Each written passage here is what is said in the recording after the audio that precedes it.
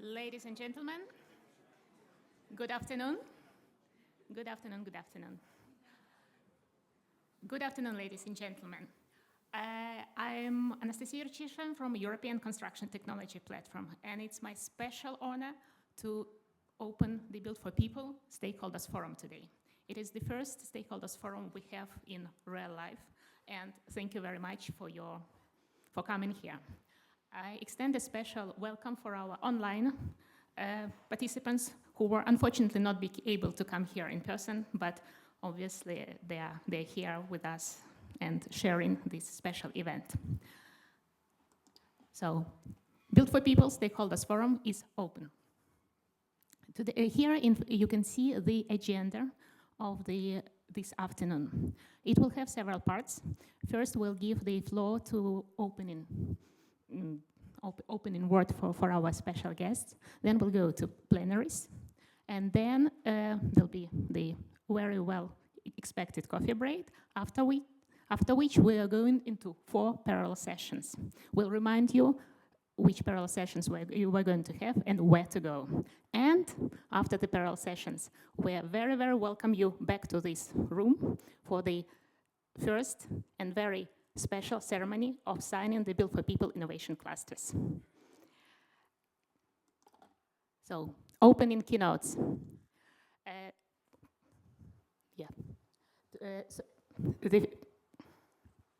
So the first one, we would like to thank you very much for a welcome in Luxembourg, and I'm happy to give the word for the CEO, Dirk Francer. Thank you.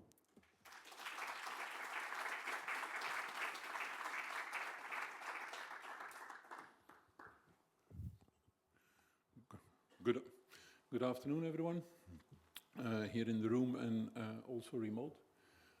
It's my honor and pleasure to be the first speaker on this Built4People Forum in Luxembourg. I'd like to welcome you in Luxembourg. I can do that because I myself am not Luxembourgish, so I can tell you this is a great country, and so I'm impartial. If I would be Luxembourgish, I would not be impartial, but I can tell you impartially this is a great country, and has a lot of opportunities, and I think part of these opportunities you will also be able to discover over the coming days, and maybe if you're collaborating already with Luxembourg organizations like LIST, or with companies, you will find Luxembourg has a very economic-friendly environment. As to the subject, I welcome you from all of your different organizations. We have research institutes, LIST of course, but I've also met people from TNO, I've met people from former Vito, I say former.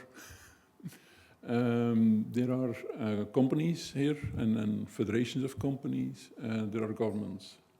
And the purpose from this Built4People, I'd like to give you in this opening speech my personal approach. The way I looked at it when I was invited to give this welcome talk, I said it has 2 components. It is build and people. And for me that's important in what is happening now in Europe. On the build side, if I look on the build side, I say in Europe we've adopted the Green Deal. And so we have set for ourselves quite ambitious goals.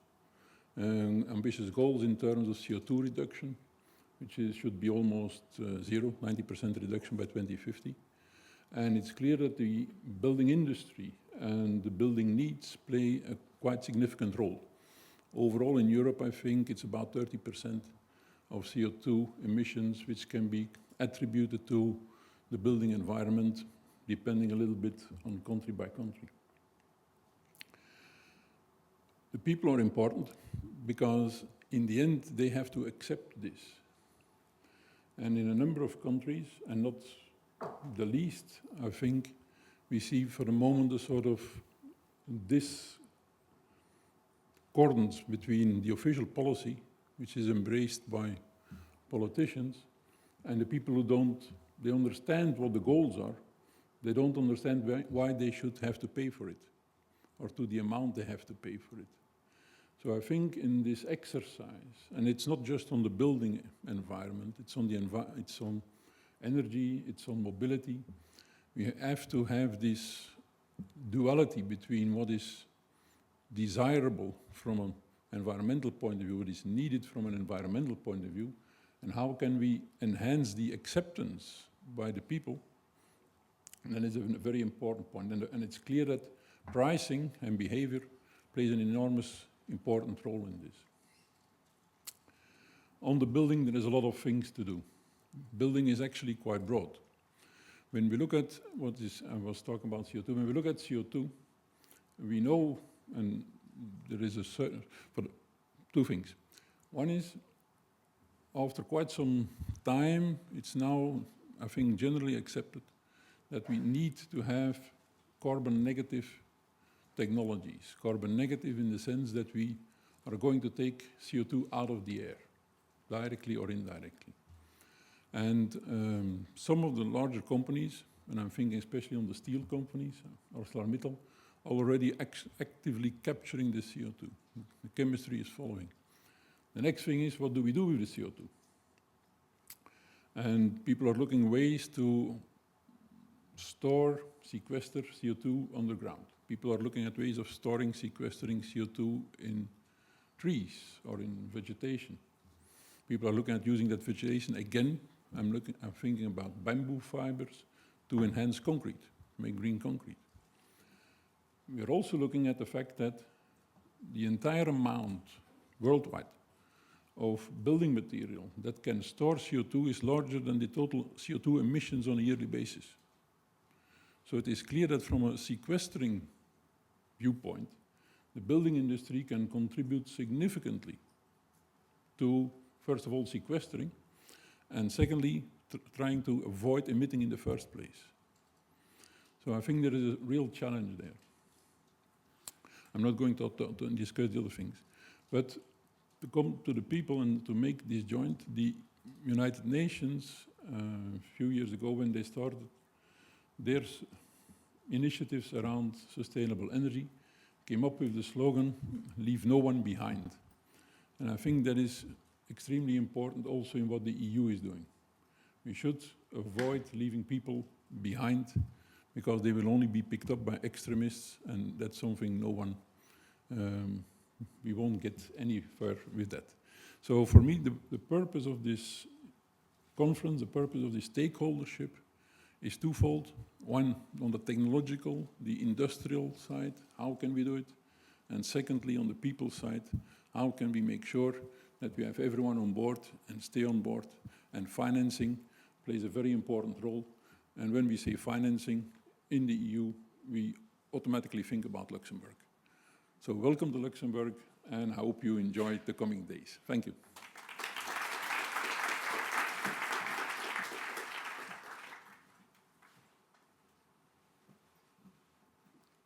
Thank you very much. It's a really great welcome from the Luxembourg Institute of Science and Technology. And yes, indeed, science, technology, people centricity shall go hand in hand. And I think we're all here to join the movement and support it. Thank you very much. And we're coming to our second respective guest, not guest, the real active member of the built environment. This is the representative of the European Commission, the deputy head of DG INER, Massimo Gariba. Thank you.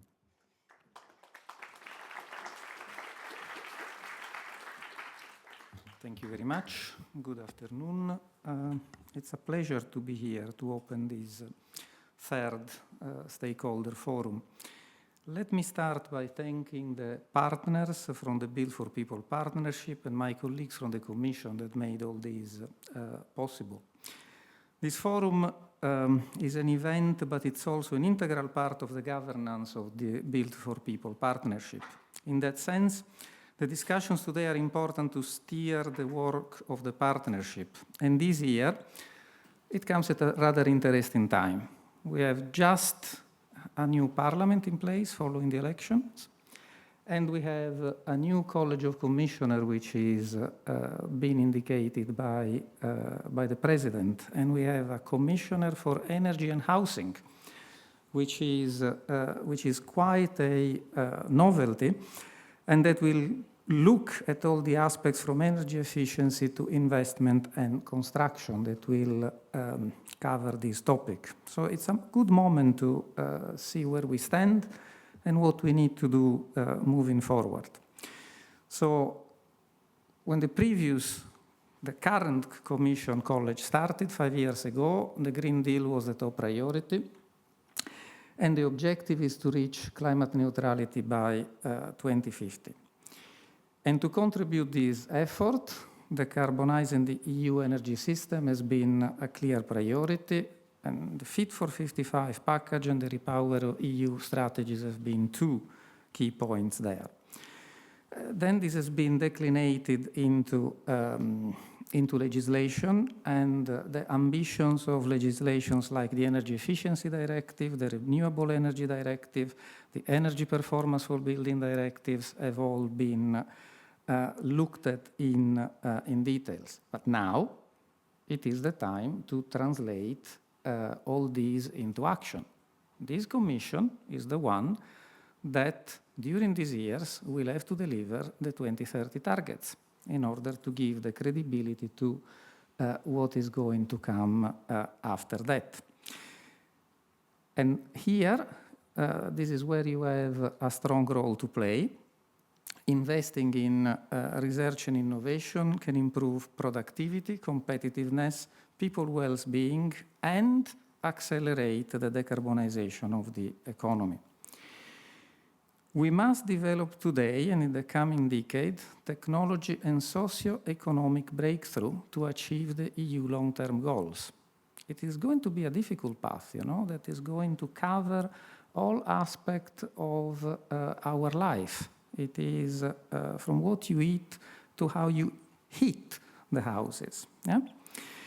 And while the support from Horizon and from the research program is relatively high, it still needs to compete with the scarcity of public resources. We will have to see what happens in the next financial period that starts in 2028.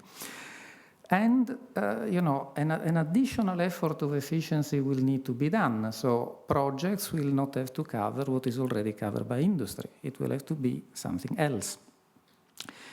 I think this is clearly where, the European added value will have to be, moving away from what is already done by the others. With the Built4People partnership, we are aiming at a highly energy efficient and climate neutral building stock. But we can also support another priority as put forward by the Commission President, which is affordable housing. And with buildings accounting for 40% of energy consumption and 36% of CO2 emissions, and at the same time, the increase of the share of household income spent on housing in Luxembourg is quite an issue, actually.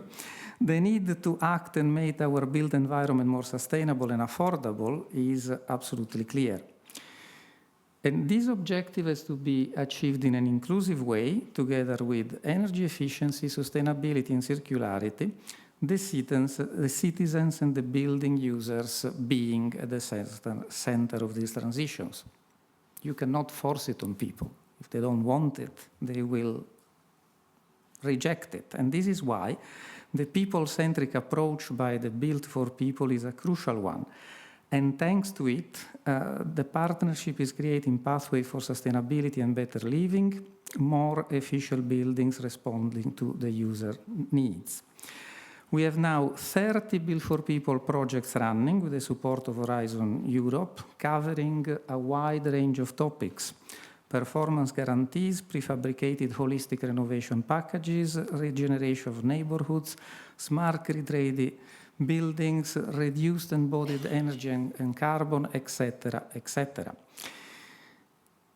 This partnership, however, will not embrace all the challenges alone. It is crucial that more synergy and coherence are established with other initiatives, such as the EU missions, in particularly the cities missions, and policy initiatives like the new European Bauhaus and its affordable housing initiative. The Built4Partnership Stakeholder Forum precisely offers you with a space to openly share experiences, exchange ideas on how to overcome some of the constraints, as well as to identify synergies and aspects to explore further, possibly in the framework of the upcoming call for proposals. There was one which was, I understand, open last week. Your presence here is important as you, your entities or projects represent an interesting and invaluable mix of expertise coming from a valuable balanced representation from academia, industry, SMEs, non-governmental and civil society organizations, as well as professional and users associations. This diversity of practice will surely bring value to the discussion of today, but will also work on to the work of the partnership and the clean energy transitions. Let me conclude by wishing you a very fruitful discussion. Thank you very much for your attention.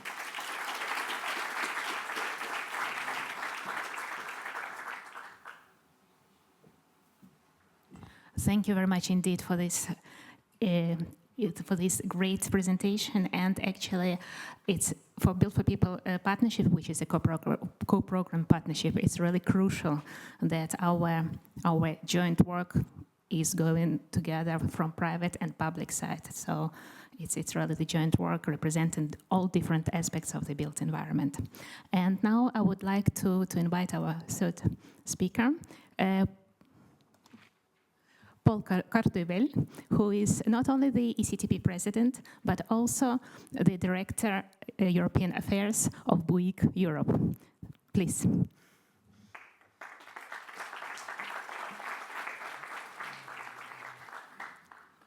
Voila, I come as the third and the last speaker of the opening. So good afternoon to all of you. Just one little comment about Luxembourg. I also come from Belgium.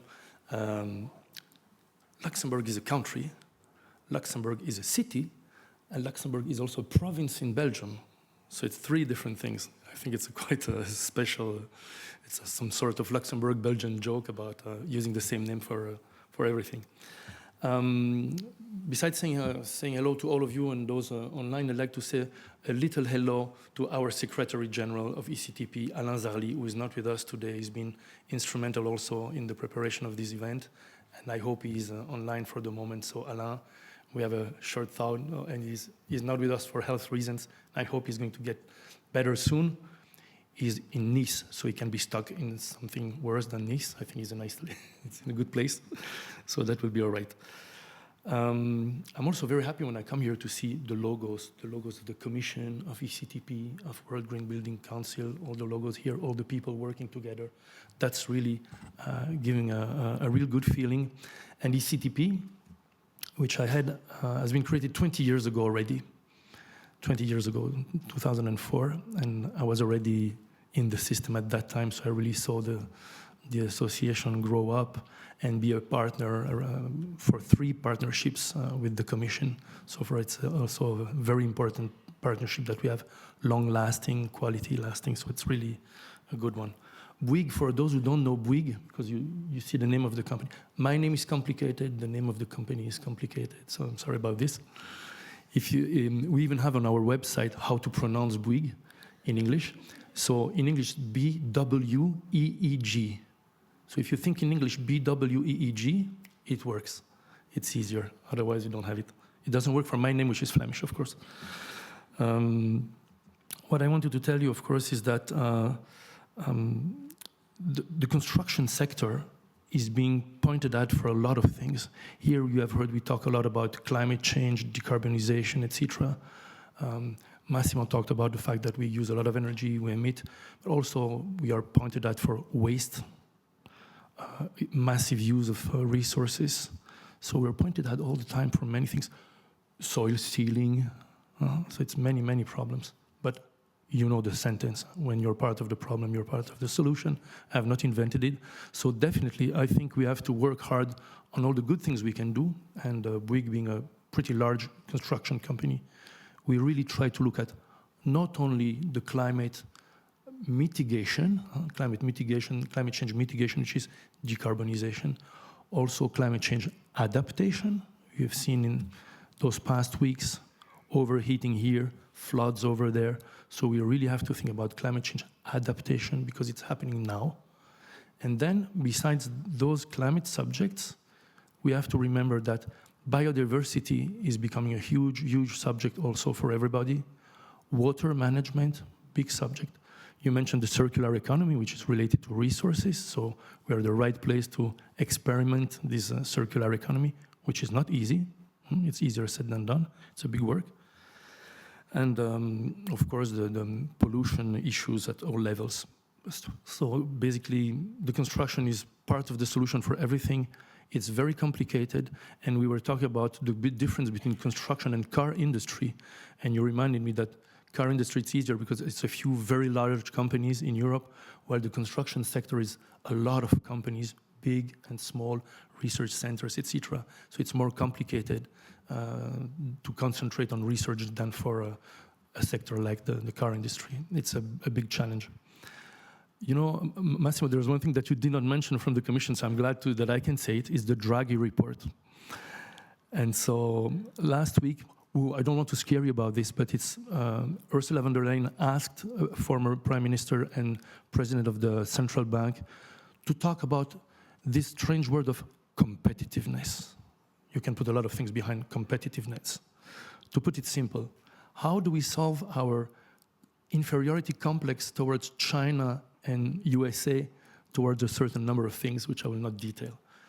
And I'll give you the first subject that Mario Draghi pinpointed for competitiveness. It's innovation. So innovation is the first word that he mentioned for this. So this is really important. And in innovation, he talks a lot about synergies, working together for the finance, for the research, work all together, which is basically what we are doing here. So thank you, Mr. Draghi. We are here. We are doing it already. I think this is really important. To conclude, to please Anastasia, I have to do, yes, something I've done, I think, three times, one time before COVID and 2 times after COVID. We are doing a lot of things together. How do we summarize it? How do we summarize it? So in the documents of ECTP, you might have read this sentence, which says, it's the highest quality of life for the largest number of people with the lowest environmental impact. It might sound complicated, so give me 2 seconds. I will only remove my jacket.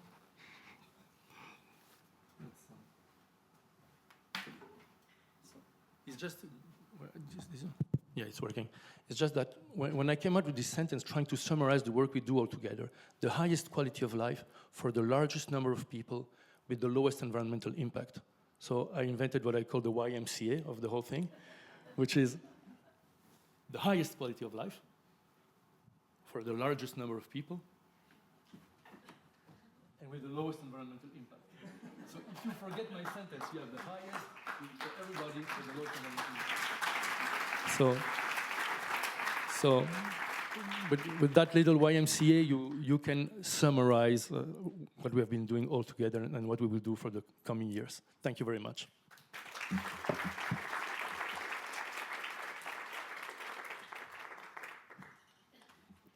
Thank you very much. It was impressive.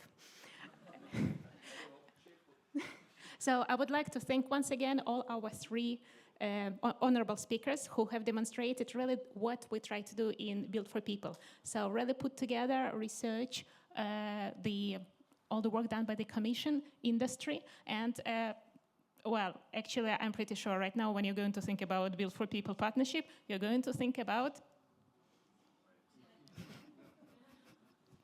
So may I suggest we'll give another huge round of applause for all 3 speakers.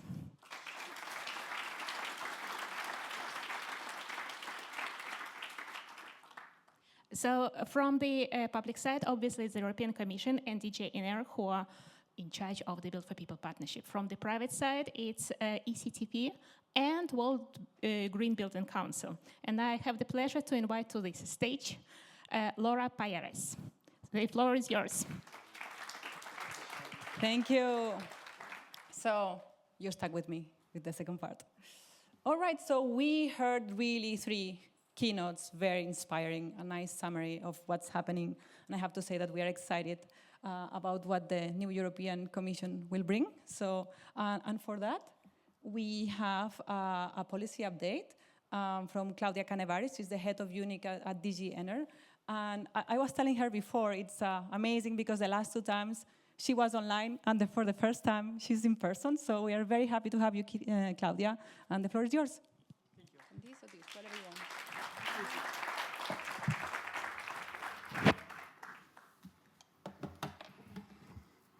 So, good afternoon, everyone. There should be a presentation. Yes. So, as you saw from the title of the session is a policy update. So, after the inspiring presentations that we heard now, it's more difficult to talk about policy implementation or policy developments. But of course, we can move to results by also having policies, because it's good to have objectives, but you need to have instruments that will allow results to be delivered.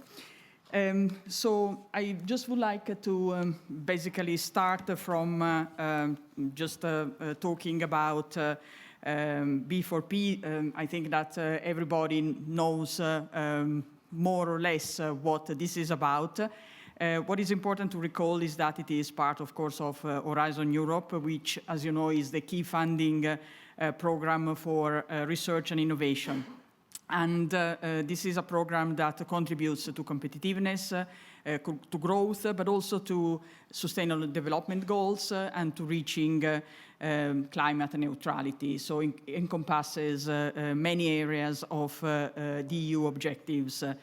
Energy topics fall within Cluster 5 of Horizon Europe, climate, energy, and mobility, and they have received an indicative budget of 4.5 billion for the period 2021 to 2027. In particular, the European Partnership for People-Centric Sustainable Built Environment, this is the long name of what we know in short as Built for People, is a co-programmed partnership that is implemented under Horizon Europe Cluster 5 Destination 4, highly energy efficient and climate neutral European building stocks. And as you heard already, the partners are represented by the World Green Building Council and the European Construction, Built Environment and Energy Efficient Building Technology Platform. And then, of course, from the side of the European Commission, there are different Directorates General involved, in particular DG ENER, DG RTD, and also SINEA, the executive agency that ensure the implementation of the calls for proposal. But what is the policy context, the global policy context this is, let's say, based upon? It's the Global Renewables and Energy Efficiency Pledge. You know that this was an initiative that President von der Leyen launched last year, and it was finally endorsed by COP28, and it is now endorsed by 132 countries around the world, including the EU as such, in addition to all the member states, obviously. What is important to underline is that energy efficiency is considered the first fuel, and this is why it needs to be doubled. Renewables need to be tripled because both these policy elements are key components of the decarbonization objective that the European Union sets for itself for 2050, as you all know. Just one element that could be interesting for everybody to know, the moment the EU reaches its energy efficiency target by 2030, the one that is enshrined in the Energy Efficiency Directive, at the same time, without doing anything more, it will be able to reach its commitment under the Global Pledge. So it's I think a very important signal to member states and the EU as a whole to seriously implement this objective.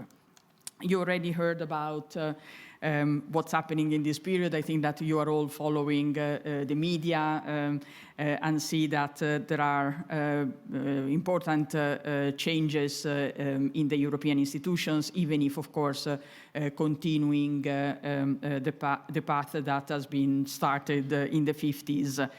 You know that there were European elections. You know that President von der Leyen received the green light for a second mandate, and she presented last week the group of commissioner designates, and then the commissioner designates will have to go through hearings that the different committees of the European Parliament will hold in order to test their capacities, their preparation. And then there will be a vote of investiture of the new commission, probably in November, but the timeline is still, let's say, to be defined. And why I'm mentioning or I'm recalling all these, and I mean, everybody is aware of what's happening. I'm mentioning this because, of course, at the beginning of every new commission or every new mandate of the commission, new priorities are set. President von der Leyen, as you know, presented the political guidelines for 2024-2029. And even if it is, as I think you can imagine, difficult to summarize in a couple of minutes what these political guidelines include, it is probably safe to say that the key, the buzzwords are prosperity, competitiveness, and sustainability. And these are reflected in the mission letters that the commissioner designate received from the president. And for us here today, the probably key ones are the ones received by the Commissioner Designate for Energy and Housing, Mr. Dan Jorgensen, and the one received by the Commissioner Designate for Startups, Research and Innovation, Mrs. Katerina Zahareva. And what do these mission letters tell us? They do tell us that innovation, as it was already recalled, is key, and this is key indeed for the whole of the college designate. And the other important point is the Green Deal, in the sense that decarbonization is still considered a priority, and also Professor Draghi in his report recalled the importance of implementing the Green Deal. What are the key aspects for energy that we see in the mission in the mission letter that Commissioner Designate Jorgensen received? So its key point is that it is crucial to secure clean and affordable energy, and this is to support European competitiveness and security, but at the same time to reach climate neutrality by 2050 as agreed some time ago. And in order to do so, it is essential to fully implement the Fit for 55 package. The Commission has been working on many proposals for the implementation of the Fit for 55 package, and the Council and Parliament, as the co-legislators, debated these proposals and agreed on the text. And I just would like to recall the three ones that are, let's say, maybe more relevant for what we are discussing in this forum. Namely the Energy Efficiency Directive recast, the Renewable Energy Directive recast, and the Energy Performance of Buildings Directive recast. The Commission, after the adoption by the co-legislators, continued working on supporting the Member States in their efforts to transpose and implement these three directives. Different guidance documents were prepared to try to give examples, additional explanations, some further elements to better understand the text of the directives. For example, as regards the Renewables Energy Directive, 3 guidance documents were published at the beginning of this month. As regards the Energy Efficiency Directive, 9 guidance documents were adopted and published. And for the Energy Efficiency Directive, this completes the set of documents. As regards the Energy Performance of Buildings Directive, guidance documents are in preparation, but as you know, this directive was adopted a little bit later. Still on the mission letter as regards energy,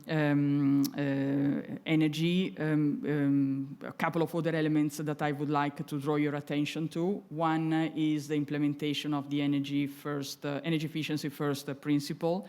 The other one is about boosting the rollout of renewable energy and energy storage. Then work on demand flexibility, advance on the energy system integration, decarbonize heating and cooling, and leverage the potential of digital technologies. As you can see, these are very important issues, not only for sustainable energy, but also for the role that innovation could play in order to bring further all these areas. In the mission letter, as you know, the Commissioner designate for energy is responsible for energy and housing. And this is a new title for the role of the Commissioner designate, a new responsibility. It shows how important buildings are, not only for, let's say, addressing climate change, for reaching decarbonization, but also to ensure that there is a fair energy transition, which is also one of the key elements of the Green Deal.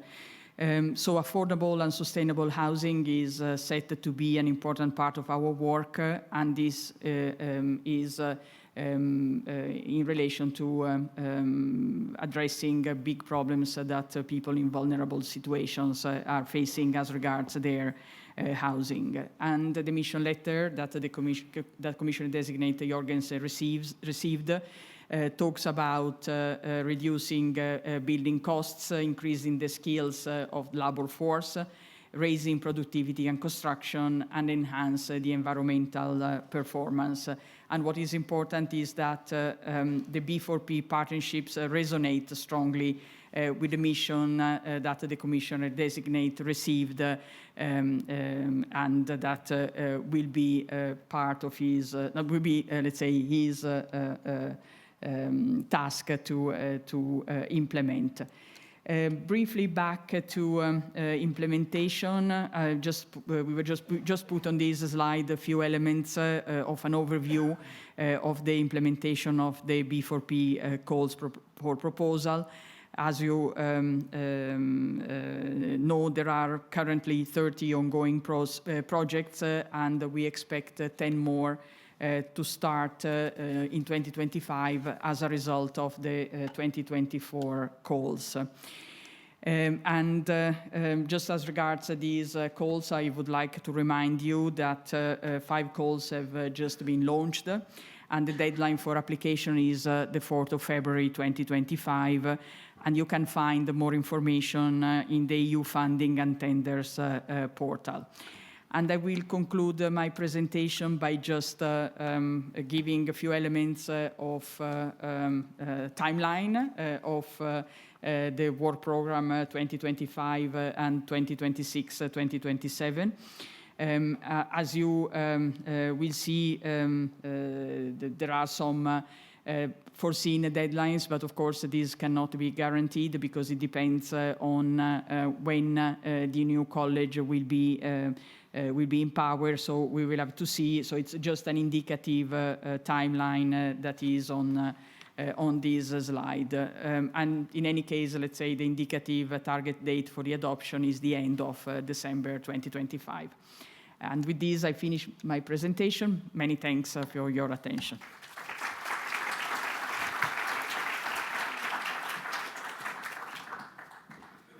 Thank you, Claudia. We know it's very complicated to put all this data in 12 minutes. So I'm very happy that we had this intense explanation, and we went through projects, we went through some policies and some very successful things the European Commission did, and I think we're very excited also to see what's going to happen next years. So, but with that, I would like to present the next speaker. So she's Mariangela Fabri, and she's the head of research and strategic information at BPIE. And she is going to talk about renovation and construction innovation clusters. Please help me to welcome Mariangela.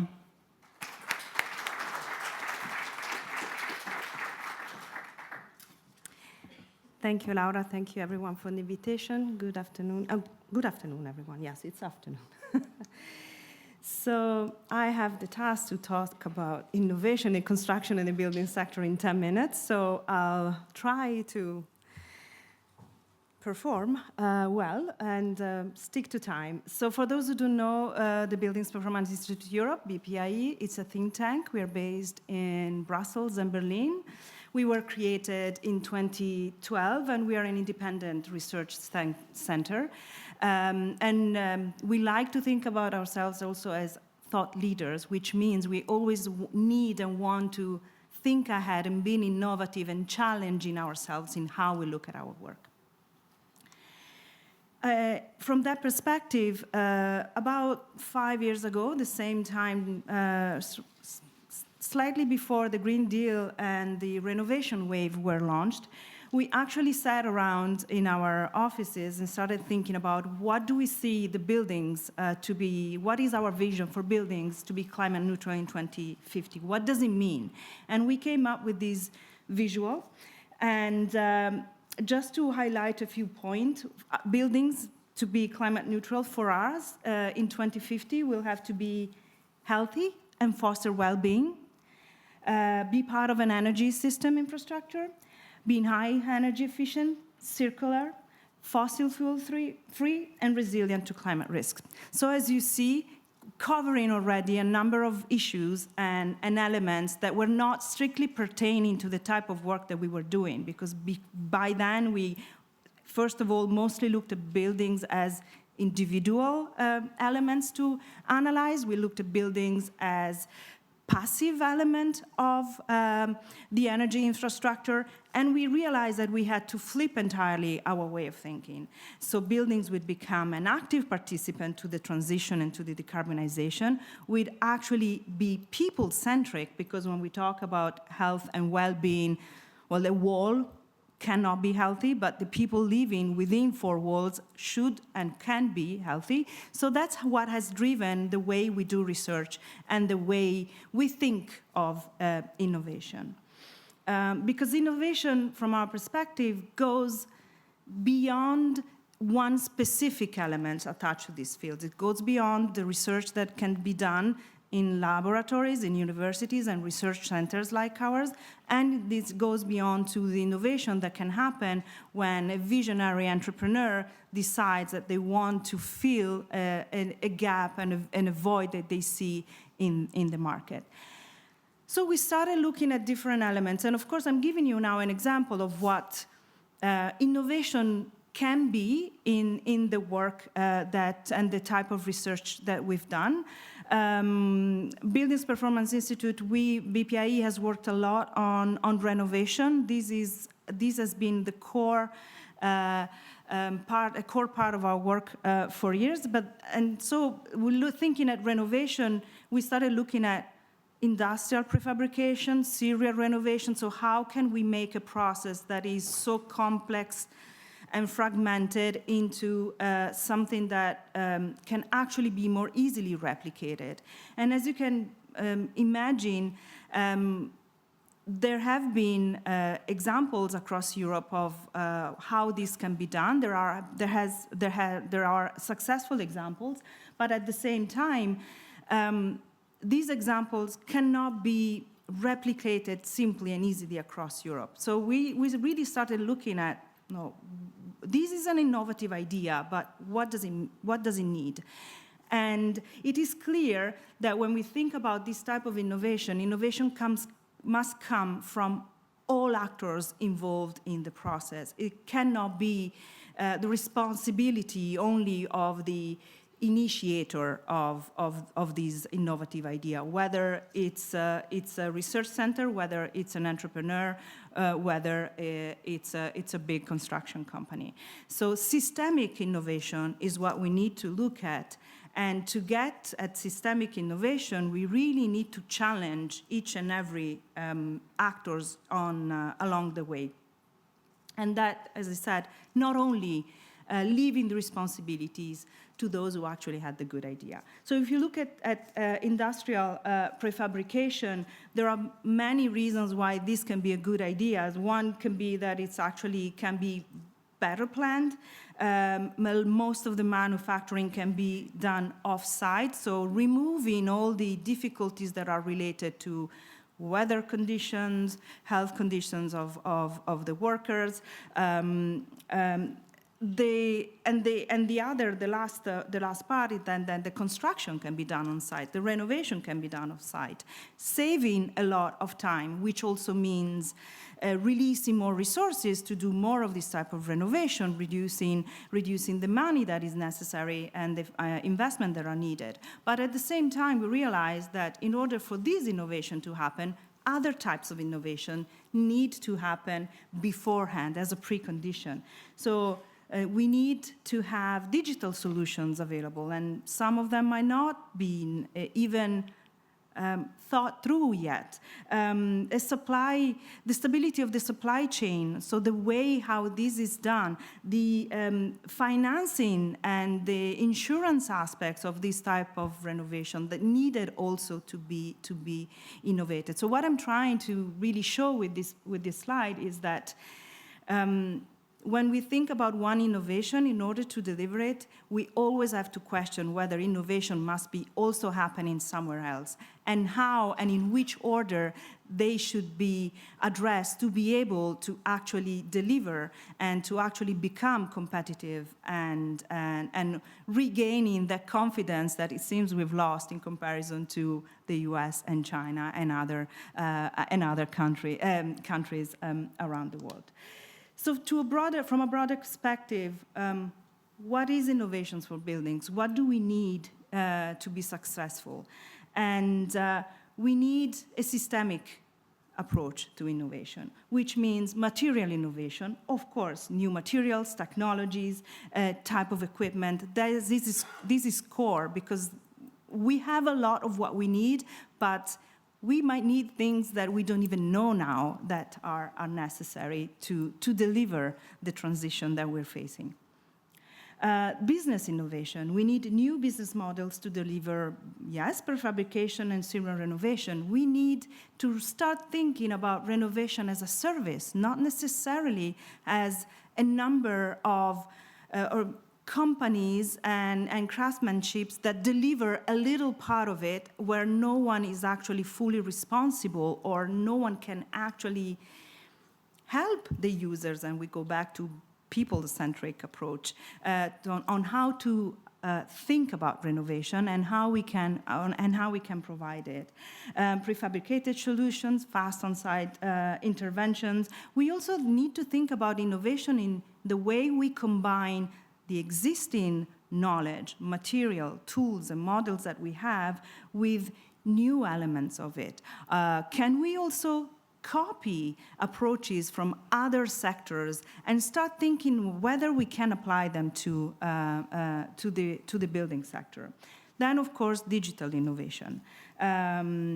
Digital twins, beams, digital measurements. We need to think about the role of artificial intelligence in our field. How can we use, if we want to use it, artificial intelligence to better read and collect and analyze our data? Can we use data collected from other fields and apply them to buildings?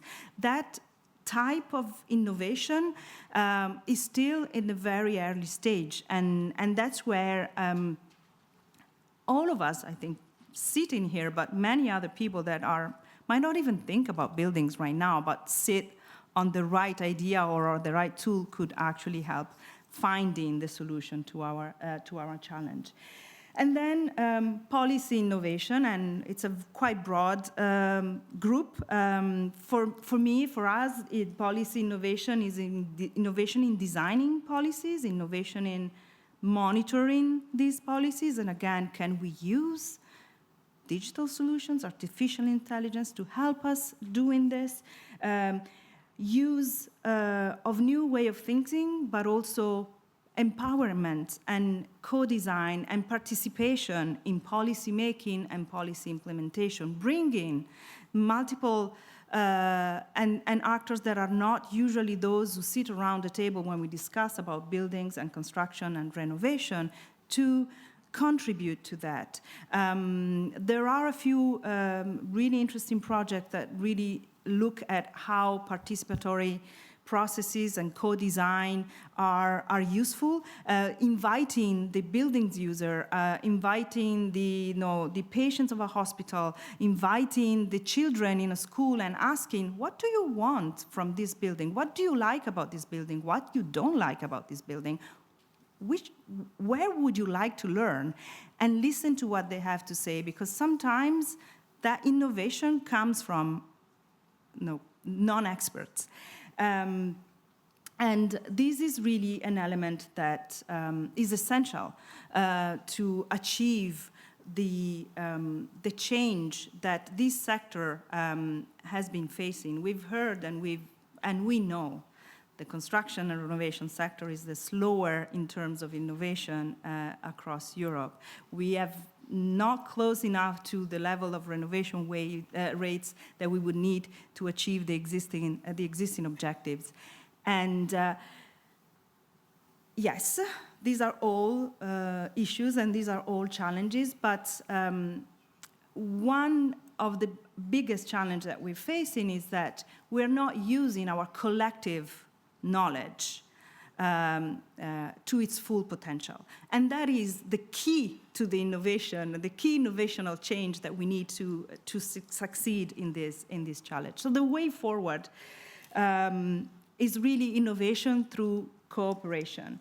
Success in this depends on new collaborations, joined-up thinking, innovative approaches and services from every actor across the value chain. And in that, I also include the policymakers and institutes like ours that are really thinking about the future all the time while keeping an eye on how can we fix some of these issues right now.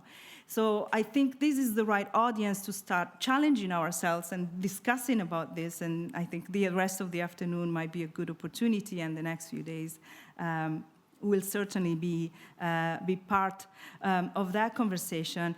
And Built4People is exactly the type of program and research program that we need, but we also have to challenge it if we see that someone is missing around this table. How do we bring them in, and how can we really better use our collective knowledge? Because I think that is still one of the biggest challenges that we are facing.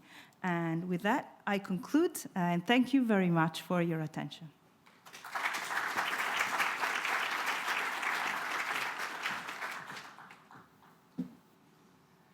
Thank you, Mariangela.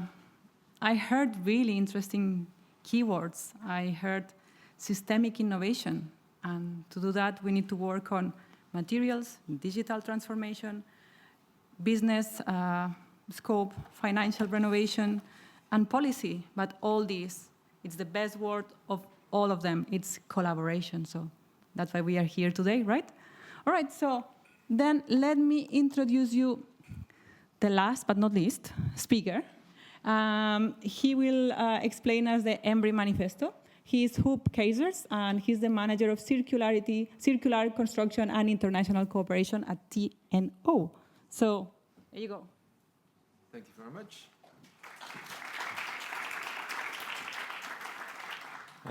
Good afternoon, everybody. I'm from TNO, as was mentioned, but I'm here standing on behalf of EMBRI.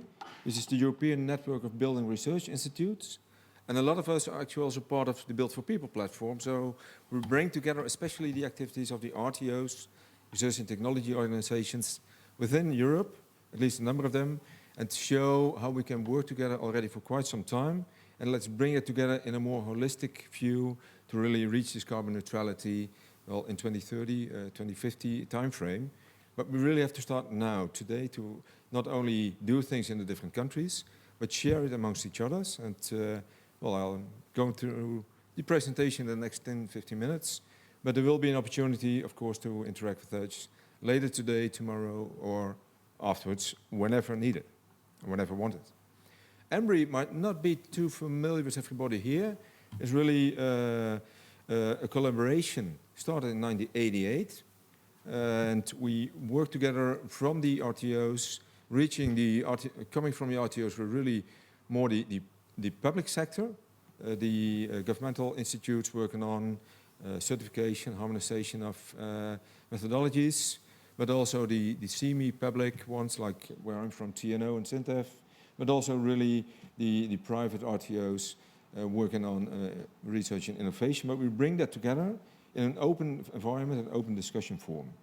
1988, so already for close to, quickly calculating 36 years, but we're also participating, as I mentioned, in ECTP and other networks. So we're actually some of the co-founders of ECTP, but also Equity in the past.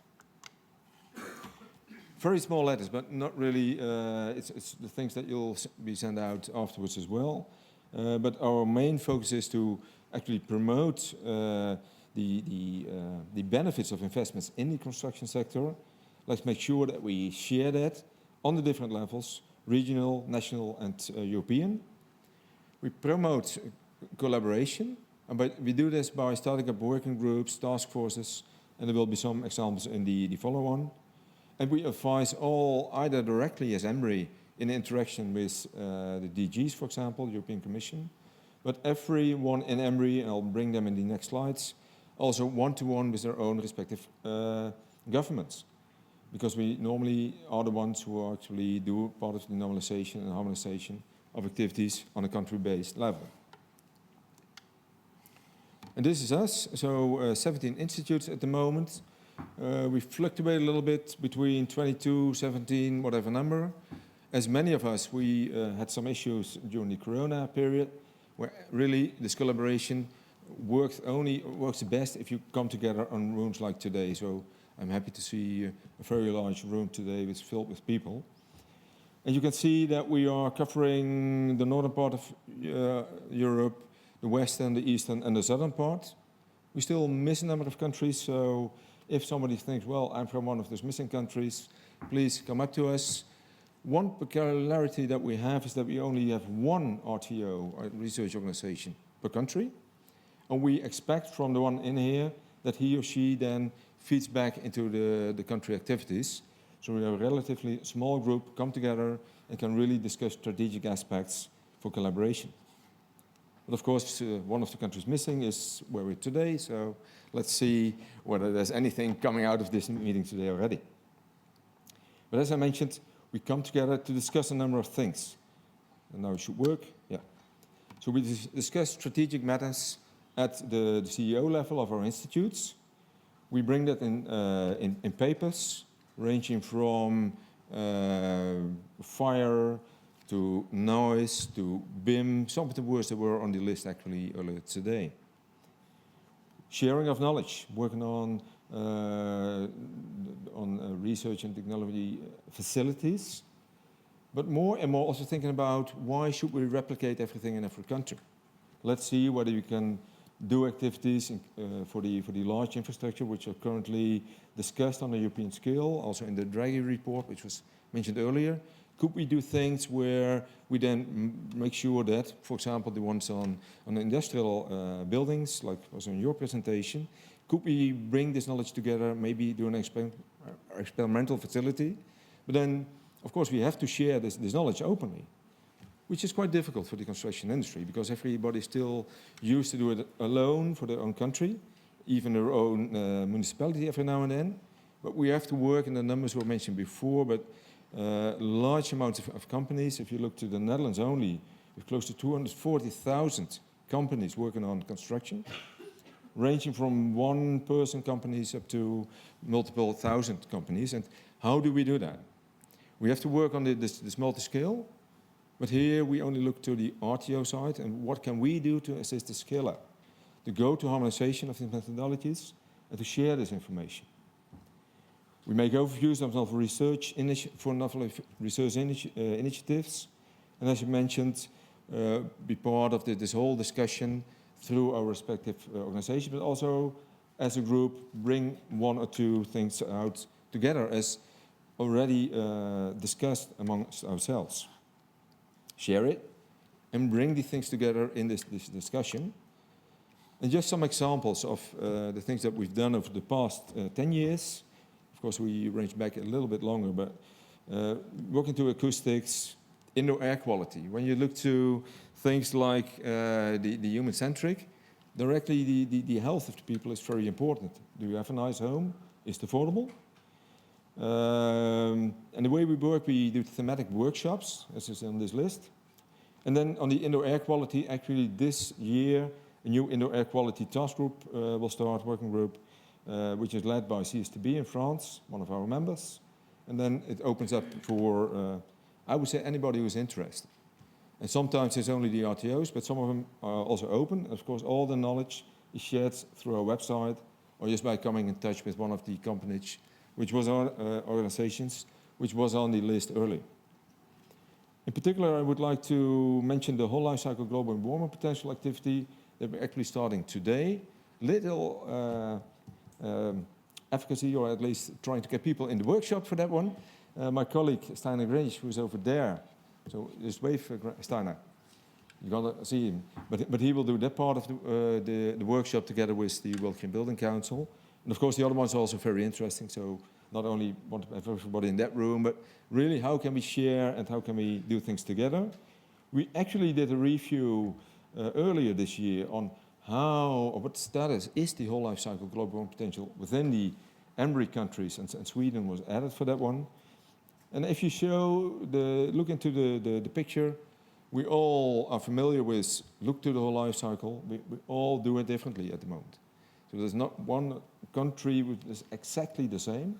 But then the European Performance Building Directive was mentioned earlier by our colleague from the European Commission who had to leave for one of the other things. But there we state that in 2026 we all want to use it, and that we have a harmonized approach in 2028 needed for all new buildings. That's 4 years of time, and then consider that normal SEN type of procedures take like 7 years. So there's a nice effort, but we can do it together. I'm quite convinced of that. Which brings me to the manifesto. It's not working as intended. There should be 2 graphs on there.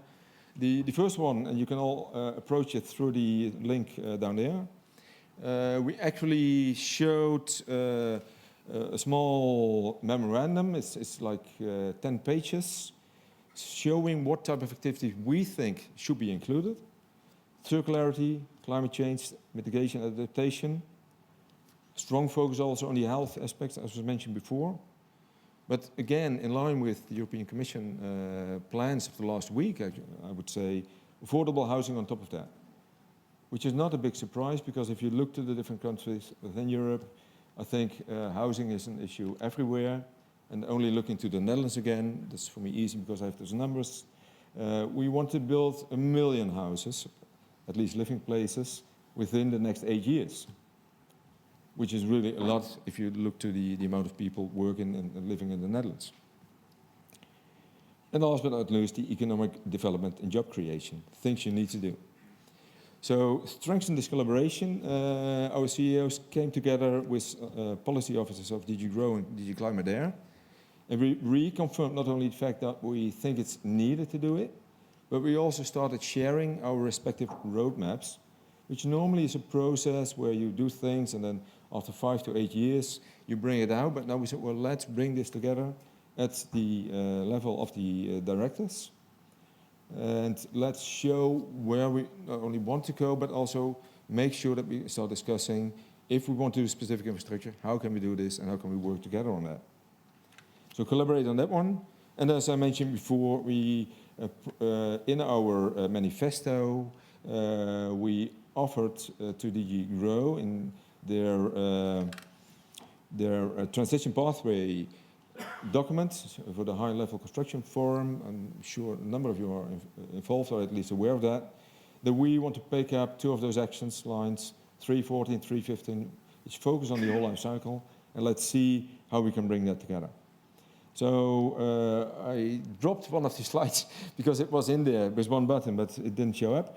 But it really shows the front, so it's a flyer telling where we want to go. But really, I like to encourage everybody to download the full document, see where at least we, as the EMRI participants, I think, well, at least where we tell to the rest of Europe where we're going. As I mentioned, we hope to have participation in the end of every European country in there, so maybe after today or the upcoming days.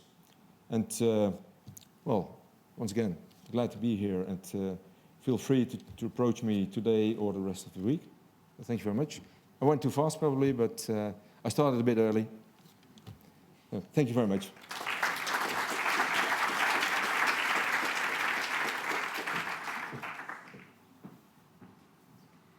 Thank you, Hope. So I think you touch also on very important words like harmonization. I think we're going to be talking about that quite a lot the next few years.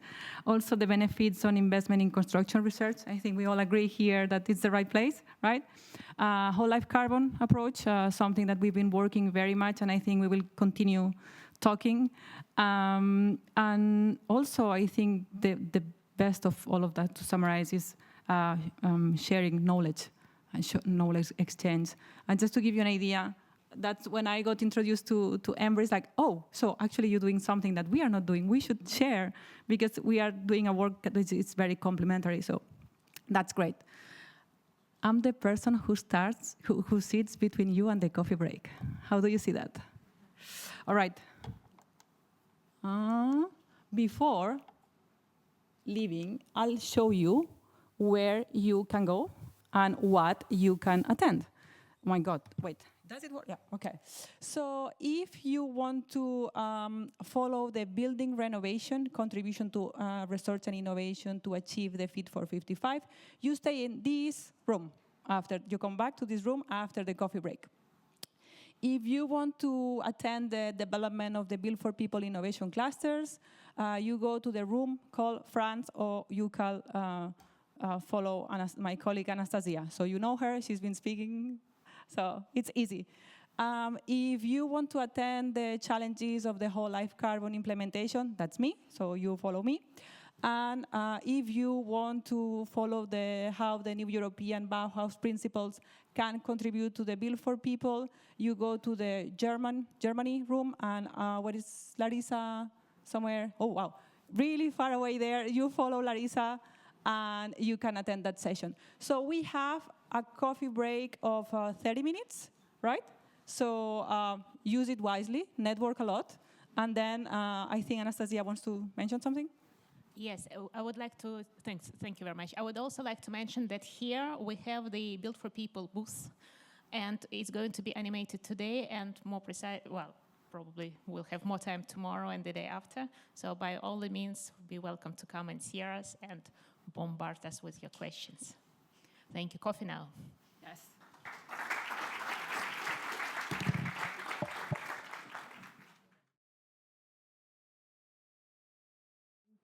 I hope you had a nice coffee break and that you had the chance for networking. So here we are for the 4th breakout session titled Building Renovation, Contribution of Research and Innovation to Achieving the Fit for 55 Ambitions. And we're going to have 4 interesting presentations, and then hopefully in discussion with the audience. So I'm counting also on your participation after the presentations. So the first presentation is from Luca Kranzl. He's a senior scientist at the TU Vienna, the Technical University of Vienna. Luca's background is on mechanical engineering and energy economics, and he has 25 years of experience in the field of energy systems analysis with a focus at the building stock and the heating cooling sector. He's going to present the project EPBD-WISE and how it supports member states in the implementation of the directive. Lucas, the floor is yours. Yeah, thanks a lot for this introduction and the opportunity to share some thoughts and ideas of the project EPBD-WISE with you. EPBD-WISE is a project that supports member states in the EPBD implementation. So we have selected 6 countries, Bulgaria, Greece, Hungary, Poland, Romania, and Ukraine, for which we will provide in-depth analysis, in-depth support for implementing the EPBD. On top of that, we will then replicate also the results to make it relevant and useful also for EU members, all EU member states. In the EPBD, in the new EPBD, there are a lot of new and relevant provisions. We selected 5 of them, which are interrelated to each other and which either are new or got a new, let's say, drive with the new EPBD recast now. First, national building renovation plans. Second, minimum energy performance standards. Third, energy performance certificates. Fourth, building renovation passports. And fifth, zero emission buildings. So they are linked together. We cannot see them isolated and build on each other. Where do we stand with our work? We recently published reports on the policy needs and best practices for each topic, focused on the specific countries that I mentioned. So this phase 1 was important to understand the policy needs, to understand where do member states stand with the EPBD implementation, what are their experiences, what have they learned so far, but also where are challenges. And we have now entered the intensive support phase, where we have the intention to draft policy guidelines for the focus countries, in particular, as I said, for these 5 topics. In parallel, we are preparing the replication of results to EU27. The whole project goes from October 2023 to June 2026. So we have completed more or less the first year now. And as I said, entering now into this more intensive policy support phase in our focus countries. One example, how to let's say, also illustrate where are the challenges, what do policymakers need to better understand, is presented now in these next 2 slides for the case of energy performance certificates. So we identified 5 elements. We need to improve data management, in particular when it comes to EPC database management. We need more uniform data formats, accessible databases. This is also linked to quality control, which can already be derived and implemented in the EPC databases. But we also need to implement more robust measures to ensure EPC accuracy and reliability. This again is linked to the training of assessors. So we need to develop better training programs, verification mechanisms for EPC assessors.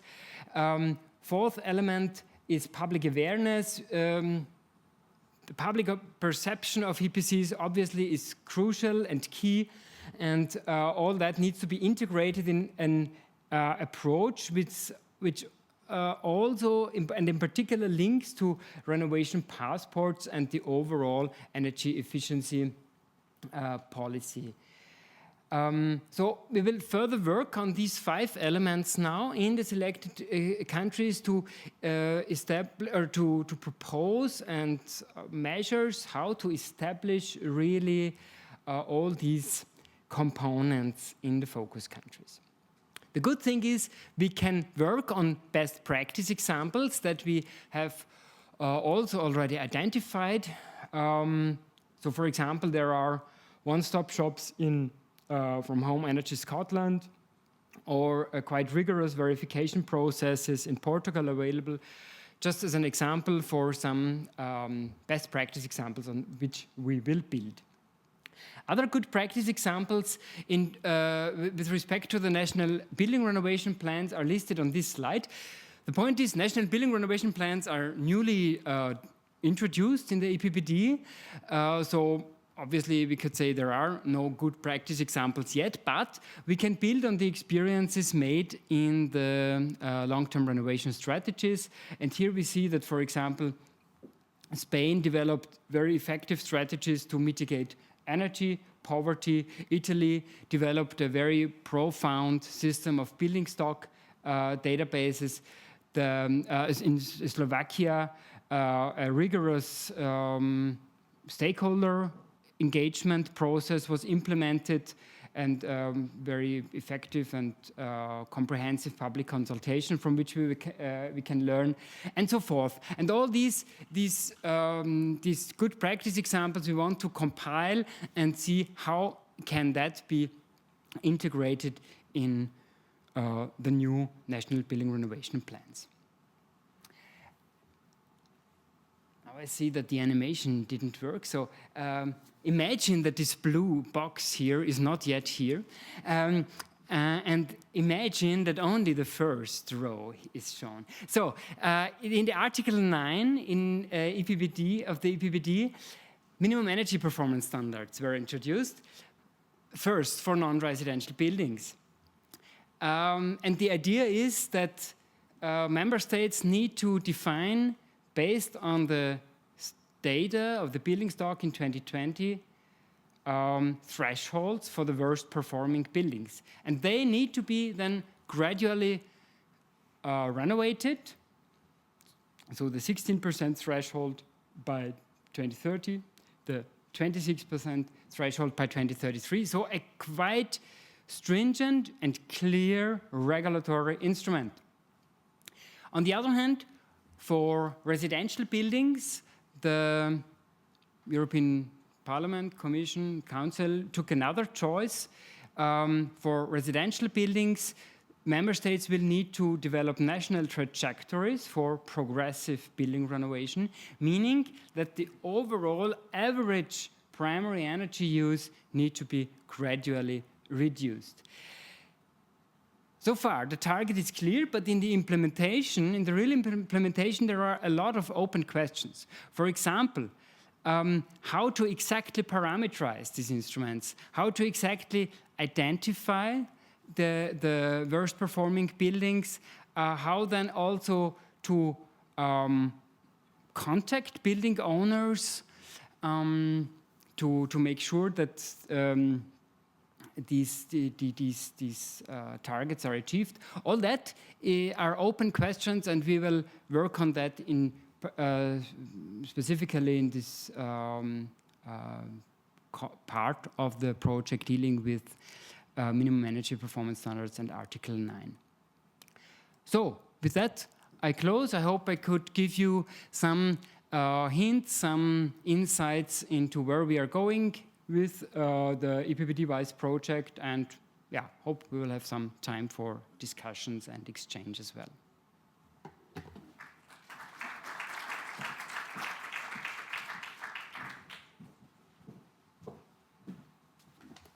Thank you, Lucas.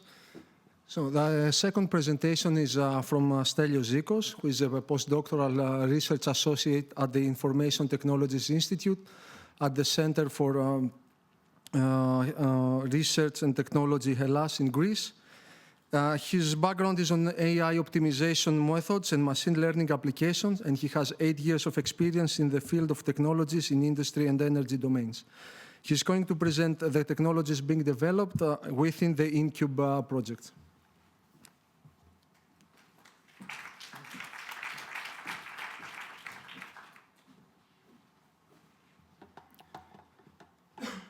Hello, good afternoon. Thank you for the introduction. I will present about the technologies that we develop within the InCube project, which are related to the deep renovation of buildings. These technologies belong to 4 innovation pillars. The first innovation pillar is the industrialization of renovation, So we develop solutions for off-site manufacture, on-site installation and automation, and circular construction. In the first category, we have the design of prefabricated modules that use BIM information. In the second category, the on-site installation automation, we are using BIM-connected robotic systems, such as, for example, for drilling, demolition, and similar works. And finally, in the circular construction domain, we are developing a waste sorting solution and also a waste tracking and management tool. In the second innovation pillar, which is about new technologies and materials, we have envelope material solutions, such as, for example, modular facades and mineral wool board for insulation. Renewable energy generation solutions, such as the building integrated photovoltaics that are pre-installed on prefabricated facades, and BIPV singles, which are developed by partner Tegola and are flexible and lightweight PVs that are ideal for application on roofs with complex geometries, as you see in the picture on the right. Also, we have solutions for renewable energy storage, advanced heating, ventilation, and air conditioning solutions, such as low temperature ground source heat pump, which is connected to a district heating and cooling, and cross-cutting solutions. The third innovation pillar is about digitalization. So here we have software solutions that we are developing within the INCU project. Here on this slide, we can see the list of the different solutions. The first one is for supporting 3D building modeling and digital twins.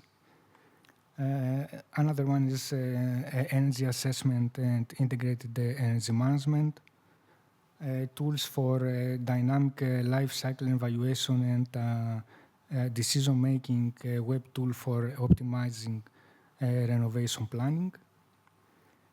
And also another topic is how to improve workers' safety and increase the efficiency through the use of multisensorial network for monitoring various aspects. Augmented reality tools for training, building energy management system for energy optimization, and also optimal management of renewable energy sources. Lastly, we have a software for optimizing renovation works. Finally, the fourth innovation pillar is about business innovations to support new entrants. So we have a web-based tool which we call the Renovation Marketplace for hosting these solutions and sharing information and knowledge. This is an open platform that is under development. We also look into novel business models, including the formation of renewable energy communities. And also we examine the aspect of gender mainstreaming and training modules with best practices for upskilling the workforce. Here's an example of a solution that belongs to the novel envelope materials category. It is lightweight modular facades that are provided by cover partner of Incube. These facades have integrated building elements, such as, for example, balconies, windows, external lifts, and the aim is to improve the energy performance of the building. And the facades finish can be adapted to the specific needs of the designer, and this makes it possible to be applied in heritage buildings. Here on the right, you can see that we have developed the digital twins, which means that are two BIM objects that contain all the information related to these facades to use in a digital twin. Another example belonging to the renewable energy generation solutions is building integrated photovoltaics pre-installed on prefabricated facades. This system integrates BIPV for energy production and is meant to be used to use a vertical space on facades to generate solar energy. And the aim is to apply them for renovation of high-rise apartments. The prefabrication allows to reduce the carbon dioxide impact and also reduce the assembly time while installed on site. Regarding the demonstration sites, we have 3 demonstration sites in the project. The first one is located in the city of Trento in Italy. It is the Sara Chiara district, which includes cultural and heritage buildings. The second demo site is located in Saragossa in Spain. It is a residential building. And the third demonstration site is located in Groningen in the Netherlands. It is a high-rise building accommodating students. Thank you very much for your attention. For more information, you can receive the project website to get more info on our solutions that we're developing. Thank you very much.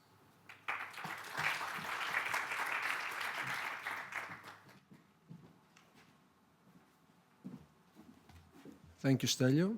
The next presentation is from Stamatia Rizou, who is an R&D manager at Singular Logic for the past 12 years. Her background is in computer science and distributed systems, and she has more than 10 years of experience in the field of smart technologies in diverse areas of application. She's going to present the project Inherit and how to renovate cultural heritage buildings.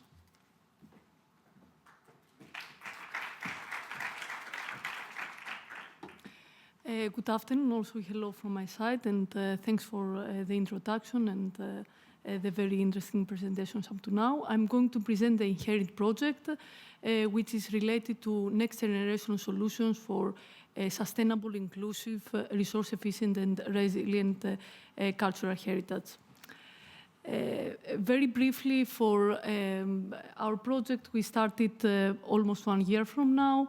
The duration of the project will be about 42 months, and we are a partnership, a consortium of 18 partners, and we cover 13 countries.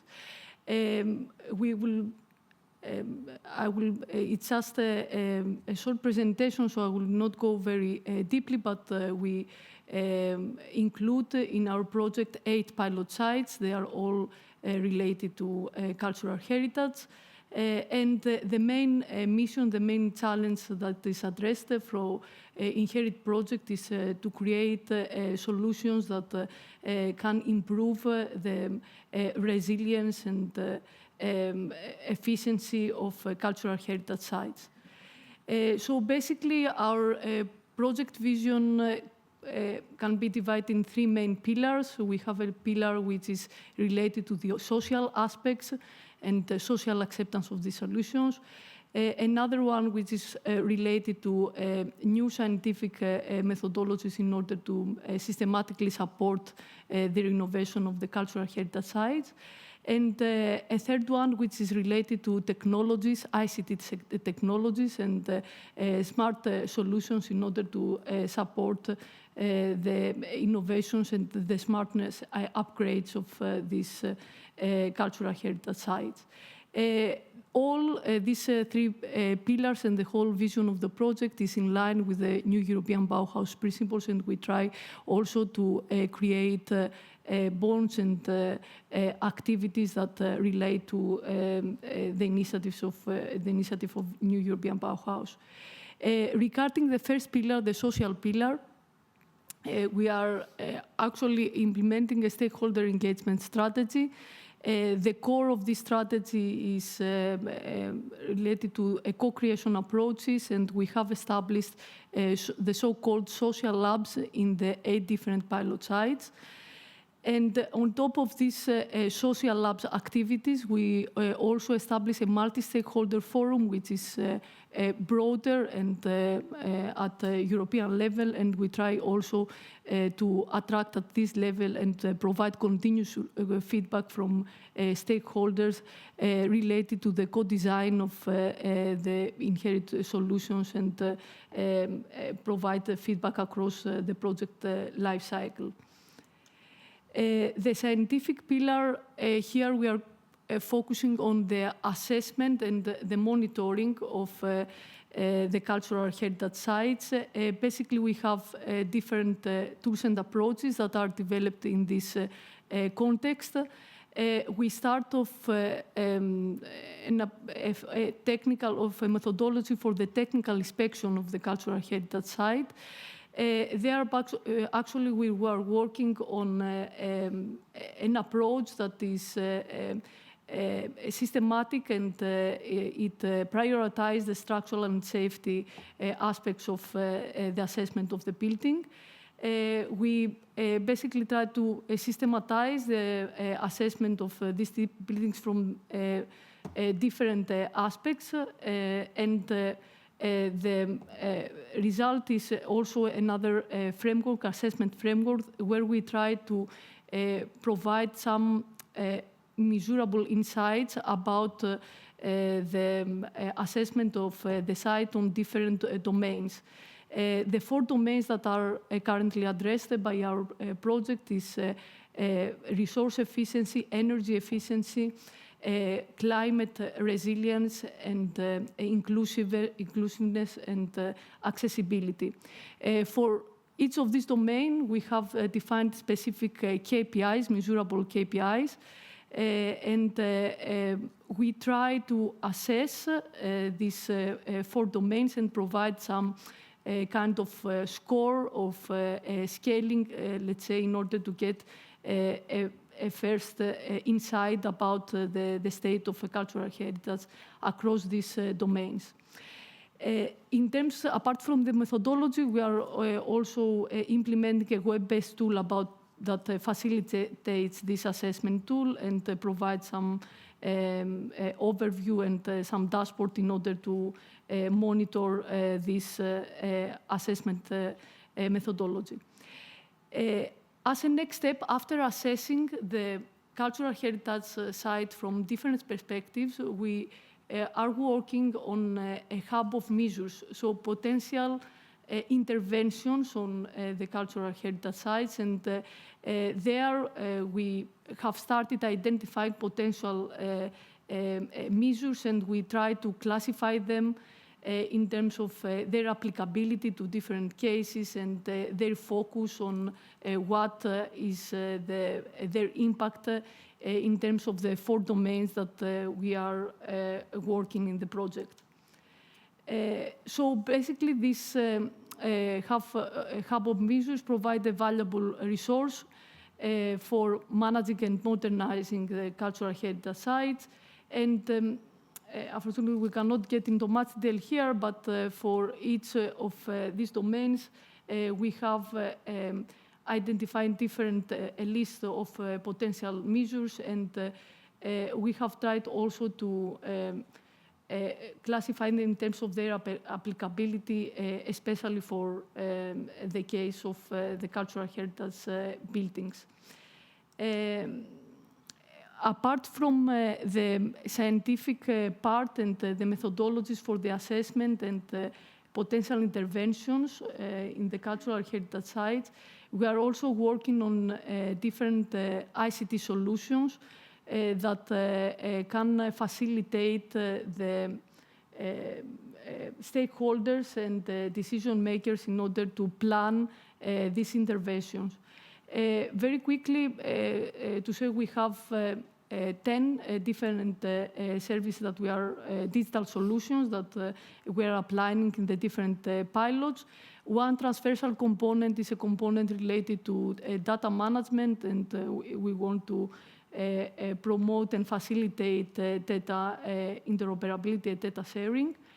And other services relate to design and renovation aspects, and there we employ tools like digital twin, AR, VR interfaces, modeling and simulation of the environment, and decision support tool for optimal renovation planning. We are also providing tools related to monitoring and operation and management, and there we're working on energy forecasting tools, tools for monitoring the crowd and facilitating the accessibility of the cultural heritage sites, and digital twin solutions. Finally, we are also providing tools, digital tools that are related to preservation and maintenance. And here we are also working on tools that are analyzing the sites in a bit high-level perspective at city level. So we are providing a GIS-based solution for monitoring the different sustainable heritage. Finally, although it is not the core part of the project, we are also working on a part relating to how these interventions, once that they are identified and they are maybe simulated through the tools, how this can be practically deployed, and what are the implications, potential risks, and business models in order to make these solutions practical and acceptable in a real environment. So that is very quickly an overview of the project, and as I said, we are still in the closing the first year, and we will be having new results, especially the solutions in the next period, and we would be happy to get your feedback and your ideas on this. Many thanks.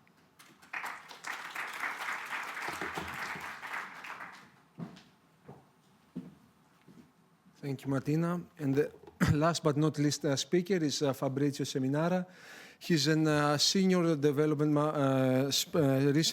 he's a senior urban development specialist at the European Investment Bank, where he has been working the past 14 years. His background is on architecture, engineering, and urban development, where he has more than 20 years in the field. He's going to present how the EIB can support the built environment, and in particular, building renovations. Fabrizio, the floor is yours.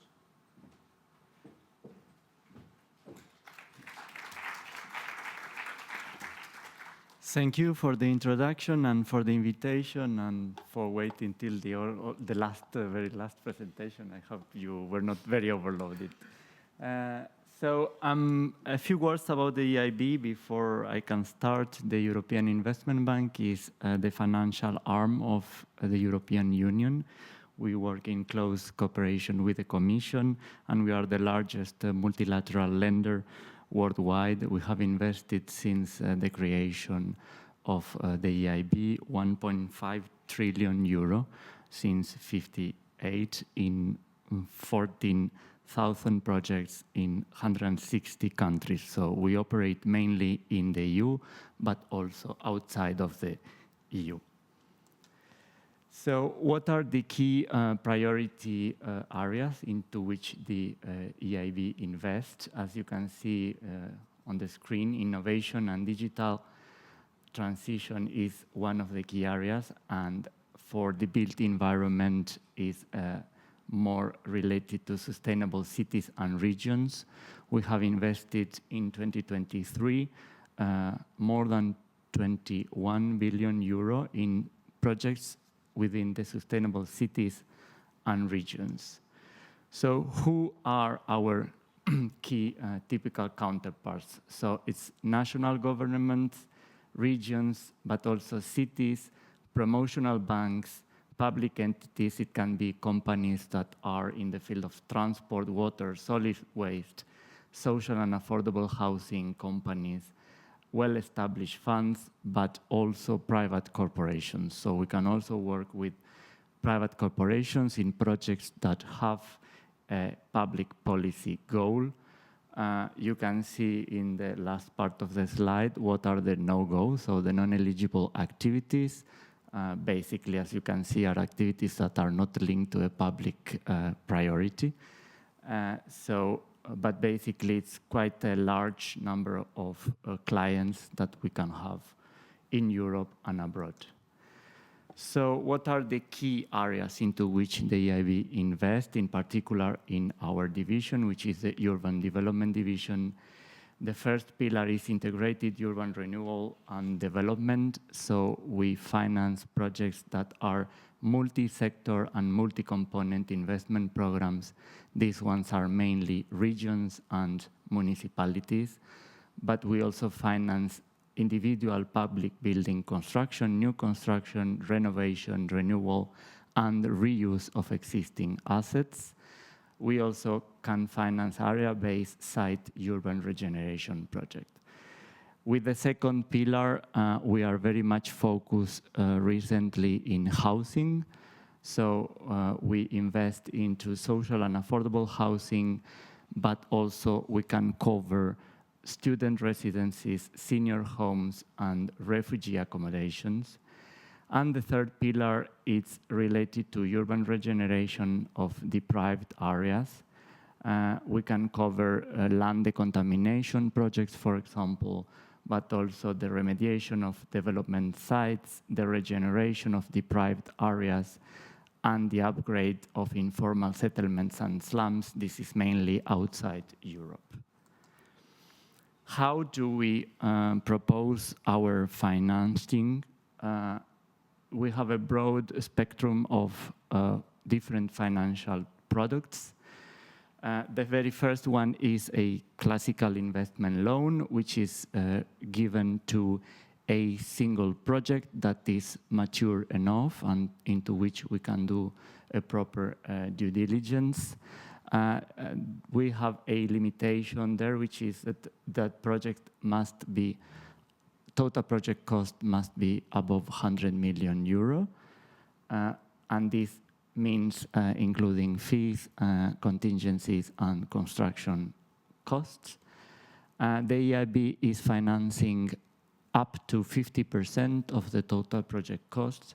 That's why we have this threshold. The second product is the what we call framework loan, which is a more flexible product, which is used mainly with municipalities and regions, where we define eligible sectors, and then within those eligible sectors, at a later stage, the municipality can allocate funds to specific projects. So it's not needed that the projects are fully defined when we define the loan, and this gives great flexibility to the municipalities to adjust according to their investment plans during a multi-annual plan and changing environment. The third financial product is what we call MBIL, so multi-beneficiary investment loans, and these can be smaller projects. In this product, we rely on intermediary financial institution, and in most of the cases is national promotional banks, into which we will agree with them what will be the eligible type of projects and clients, and we will then lend to this intermediary who will then select the projects. And the fourth financial product relates to broader national programs that member states will be defining, and the EIB will be investing directly into those national programs. So what are now the key requirements for a project to be financed by the EIB? The very first one is that the project must meet at least one of the EIB public policy goals. In the case of the built environment, in most of the cases, is sustainable cities and regions, but it can also be projects that are contributing to climate action and environmental sustainability, or projects that are located in cohesion regions where we see the alignment to the cohesion policy of the European Commission. So the project must be technically sound and financially viable. It has to show an acceptable economic return. By this, we also understand the broader economic benefits of the projects, also on its impacts on the surrounding areas, not only the project itself. Of course, it has to comply with environmental protection and procurement regulations, and it must be aligned with the city strategies and the urban planning strategies. So what do we request for a project as a mandatory requirement when it comes to the Paris Agreement alignment? In particular for buildings, it's very straightforward. It has to be aligned with the Energy Performance of Building Directive, as it has been transposed into the national legislation. So we will be checking what are the thresholds for that type of project in that location in the country where we operate, and see what is the result of the energy performance for projects. In the case of the renovation, is basically the same, so that they are aligned with a major renovation criteria. Outside of the European Union, it's a little bit more complex, of course, because we do not have the baseline, which is the Energy Performance of Building Directive, but we will be checking whether they are following, for example, a green building certification, and if they have achieved the energy performance targets for the certification, and in the case of the renovations, to which extent the energy savings can be achieved to ensure at least a minimum threshold. What we cannot finance, of course, is buildings that are dedicated to extraction, storage, transportation, or production of fossil fuels. They are not eligible under the EIB policy. When it comes to climate action mitigation, and in particular for the case of renovation of existing buildings, as I said before, the building renovation must comply with the major renovation, and we will be checking that the primary energy demand when we compare the results before renovation and after renovation, and this is checked in most of the cases through the energy performance certificate or an energy audit before and after works. And outside of the European Union, we keep the same thresholds, but we will be using baselines that are recognized internationally as green building certifications. And last, I would like just to show one example of a project we have been financing. It was in Poland, in Warsaw. It was an old factory that was reconverted for reuse.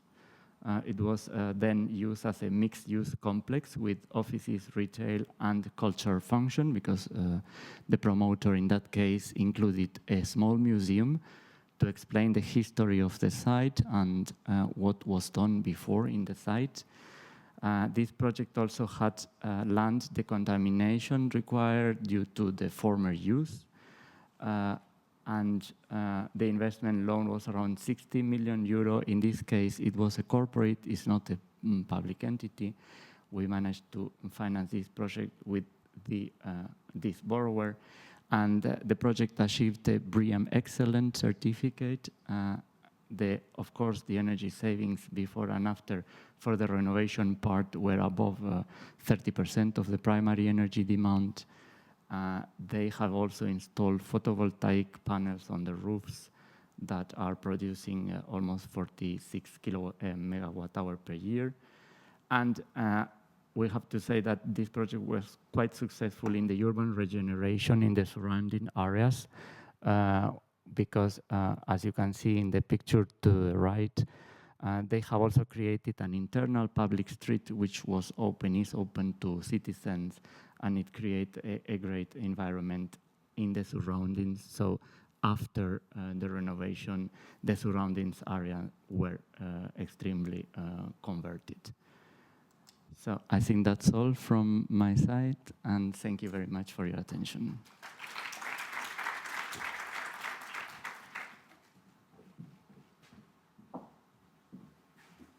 Thank you, Fabrizio. Thank you to all the speakers. So I think we had a broad spectrum of presentations. We heard about more closer to the policy. We heard two presentations about technologies on how to deliver the renovation challenge, and then also about the funding part. So now the floor is yours. We count on your participation with your questions to the four speakers. Yes, yes.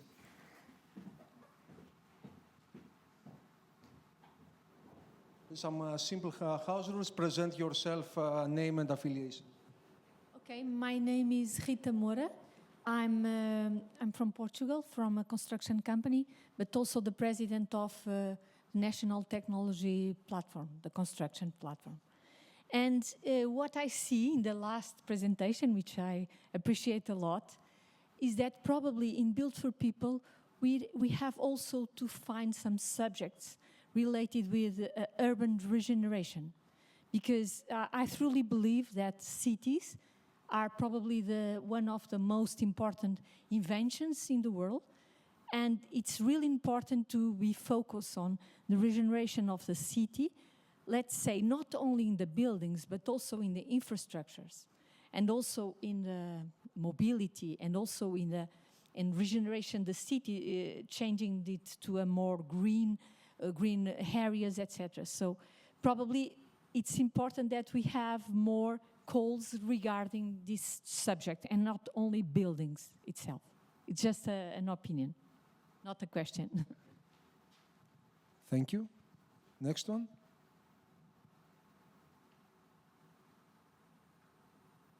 Okay, maybe you need some encouragement. I'm going to start maybe with Lucas. You saw in your project that you have some countries that you are focusing. How can other member states replicate the findings from the countries that you have selected? Yes, I mean, some of the results that we are producing are really very country-specific. So, for example, we are modeling scenarios for the decarbonization path for the countries. This directly is difficult to extrapolate. But the insights and the findings, we will try to derive some, let's say, core essence, which is relevant for all countries. A lot of, for example, this example that I brought from Slovakia, no? They have shown how to use really intensive, comprehensive stakeholder engagement processes in the NPRP. So this should be replicable to all member states. And this type of recommendations we will try to provide and develop in a way that member states can build on them in general. On top of that, we will then also our plan is to identify commonalities among member states and our 6 target countries and see to which extent some member states might be more relevant for some specific recommendations. Thank you, Lucas. Any questions? Okay, then maybe I can. Thank you. My name is Paul Tosler from the Luxembourg Ministry of Economy. I have a question for the Inherit project. So I really liked your approach with the different pillars, especially the social one, and then also the last one with the services mapping. And I did not get it with all the pilots, but perhaps could you give 1 or 2 examples how these services for the different stages, renovation, management, and also then the last one I don't remember now, but who are the end users in this pilot? So we are facing millions of houses to be renovated. So are the end users now here cities, it is a high level, or are there also tools that are suitable really for the small entity, 2, 3 buildings, the individual owner, or perhaps the small real estate actor? And if you can give 1, 2 examples, that would be great. Yeah. Thank you. Actually, as I said, we had 80 pilot sites, and each pilot site had its own particularities, let's say. All of them, of course, they're cultural heritage sites, but we have an example of social housing, a monastery. We have even an old town in Sweden, so there are different approaches. The way that we have all these digital services. Actually, we made some initial, let's say, discussions with the pilots, and we tried to find which are the more relevant services for their, let's say, activities. And there, especially for the digital solution, there have been also some restrictions, some requirements. So, for instance, we had a pilot site in Spain, which is a monastery, and they had already an H-beam on site, so it was natural for them to go to digital twin and to test this kind of services in their site. On the other hand, we have a pilot building in Greece, in Athens, which is at the old city of Plaka, and there they started with a more, let's say, they did not have any digitalization. So we have to start a step, let's say, before and think about installing some smart meters and try to collect some information. So this tailoring happened also in the way that based on what was the baseline in its pilot site and what was more relevant, let's say, for them. Thank you. Yes. Go ahead. If I may also ask a question, I would have a question to the Incube project. Thanks for the presentation. I really liked it. Very interesting. You mentioned these prefabricated facade elements with PV, also for high-rise buildings. I was recently involved in some discussions in the city of Vienna, which is actually the city government strongly tries to push photovoltaics use also in high-rise buildings, but there are also some fire safety issues and regulations which are not so easy to overcome, obviously. And I know that even in Austria, there are different regulations in different regions. So I imagine that developing these prefabricated elements also poses challenges in terms of these standards that might exist in different countries. Do you have ideas how to overcome that, or? Yes, correct. For these types of products, they need to pass the certification test. One of these tests is about fire safety. So after building an exact prototype, they have to be checked by the organizations that are responsible for doing these tests and giving the proper certification in order to allow production and application. For our specific solution, this period we are waiting to receive this fire safety specification. In case specification is not passed the tests, the company has to make experiments with other materials as PV. And one possible solution is to produce two different prototypes using different materials and see which will pass the test. And also there are, I would say, various challenges regarding these types of solutions, such as apart from the initial cost, there is also need to make to spend time to make tests that require effort, and these tests refer to the integration of the PV on the facade. The specifications are different for each country, right?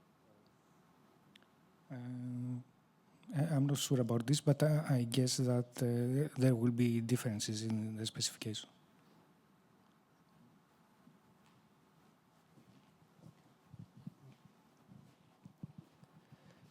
Okay, then maybe one question about to you, Fabrizio. I think most of the audience, I think, are related to some Horizon projects. So maybe something that they want to ask is whether there are any funding opportunities from EIB about to support successful results of Horizon projects.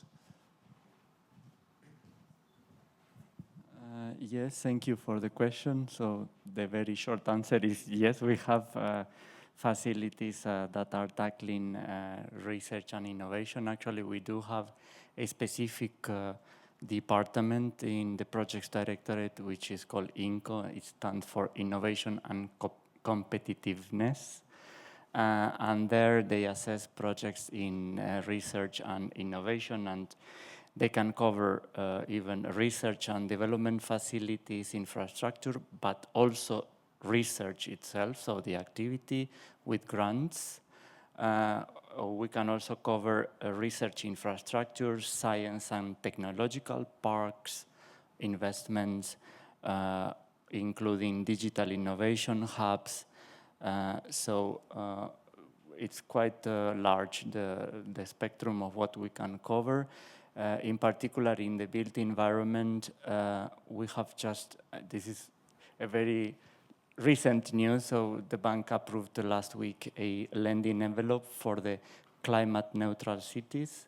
Last week, our management approved a lending envelope of €2 billion that will be fully dedicated to the cities that are in the 100 climate neutral cities mission. And of course, it will be spreading for individual projects around Europe. So definitely we can support research and innovation and projects deriving from Horizon. Okay, I guess these are good news for you. And then maybe another succession question. Then what would be your advice to applicants in order to increase their chances of receiving funding?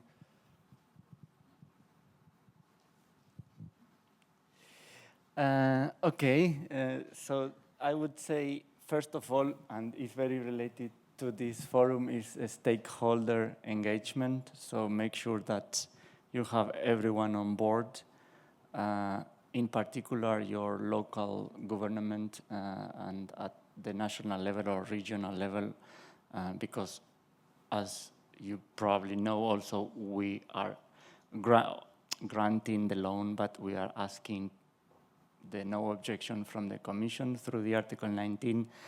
The second advice would be as much as you can align with the priorities on climate action and environmental sustainability. The bank has defined recently what we call the climate bank roadmap. So we have defined specific targets for the years to come for our objectives in financing projects that are contributing to climate action, mitigation, adaptation, but also environmental sustainability. Third, I would say the timing is very crucial because we have to perform quite a, let's say, a broad due diligence. So the best is to come not too early when the project is not mature enough, but not too late, so that there is no flexibility to somehow make the project more aligned to the policies. So I would say these are the 3 key ones. Thank you, Fabrizio. I hope you took some notes. Any question? Okay, I will continue. Maybe a question for you, Stelios. You showed some very interesting technologies, but then what is the perception of the workforce in introducing those technologies at the construction site? Do they feel threatened? And have you included in your work plan any activities, trainings, seminars in order to inform the workforce on how these technologies can be helpful to them and not a threat for their job?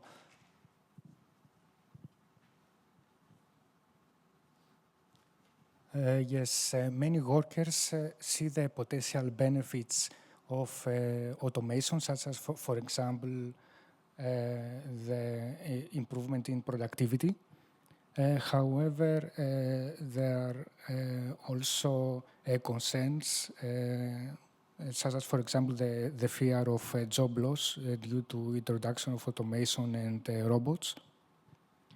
A good thing is that studies show that if training is involved, training on new technologies, then the perception of the workforce becomes more positive. Therefore, training is an important issue.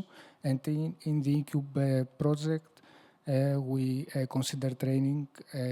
We are preparing training material such as user guides and videos of our tools on how to use them and what are the benefits of using our tools. And also we are planning to make training seminars, workshops to both external stakeholders and companies, and also workers working on our demo sites. Also, we have a training dashboard, which is it is under development and will be an open web-based tool that will host all the training material that we will create. So it will be available to anyone. Lastly, we are developing an augmented reality-based training that it is mainly for use for on-the-job training by the workers, showing them how to perform selected procedures correctly by using 3D models, images, and videos via a tablet. Thank you. And then a second question. We see that robots usually are linked with, let's say, clean, well-defined working environments, like a production line, for example, for the automotive industry. What are the challenges when you are introducing such a technology in a dynamic working environment like a construction site, which maybe it is changing daily? One main challenge, a very important topic, is safety, especially in places where robots and people work together. So one solution to this is to have a monitoring system that will monitor in real time various parameters through sensors. In Incube, we are developing such a monitoring platform using different types of sensors. And after collecting this real-time data, there is also analysis in real time in order to make use of them and produce proper notifications to the workers. These notifications, for example, are for detecting possible collisions between robots or between robots and workers, or inform workers about when entering, in case they enter a forbidden area at the construction site. So these are two indicative examples where we can improve safety. Another challenge regarding the use of robots is that we need to have up-to-date information about the status at the building, at the construction site.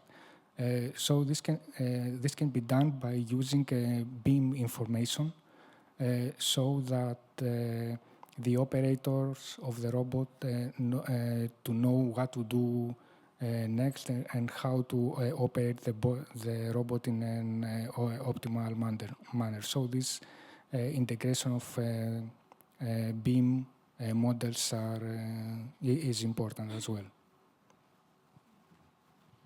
Thank you. She raised her hand first, but then I will come to you.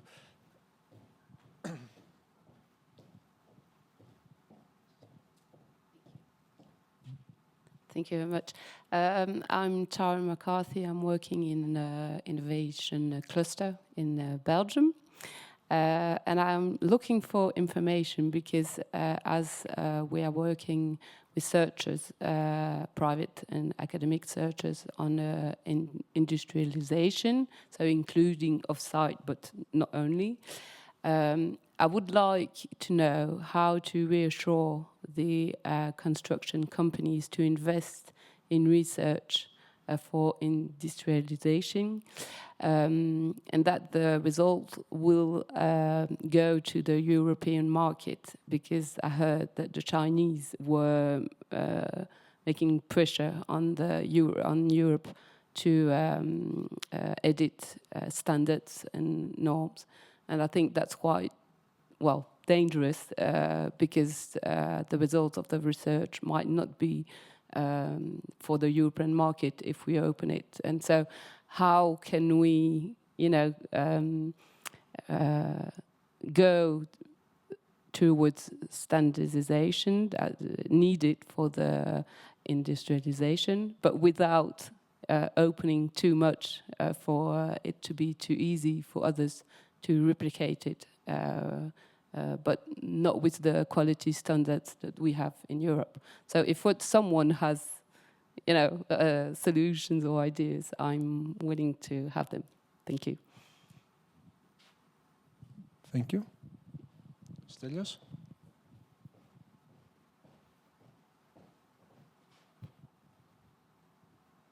Yeah, this is an important topic.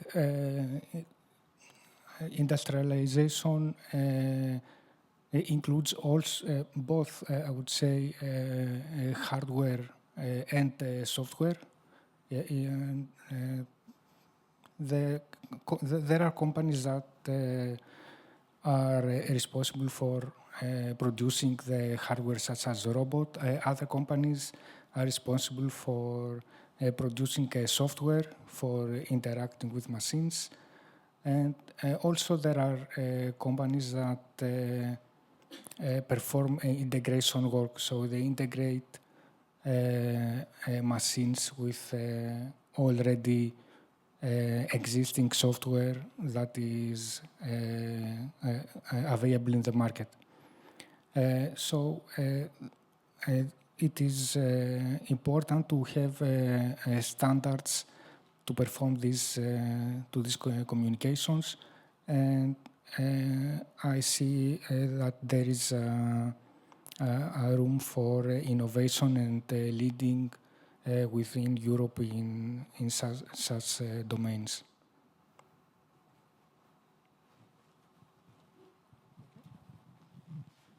Yes, My question was about the idea that I think it's great that we can collect data from the manpower and also from the equipments, and to avoid collisions with both, to improve safety, let's say.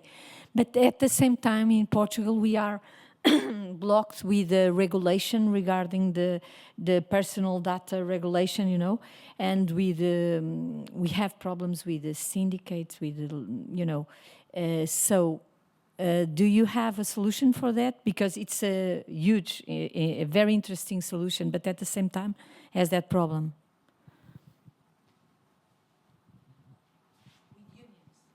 Yes, of course, privacy is very important, and in any case, GDPR directives have to be respected.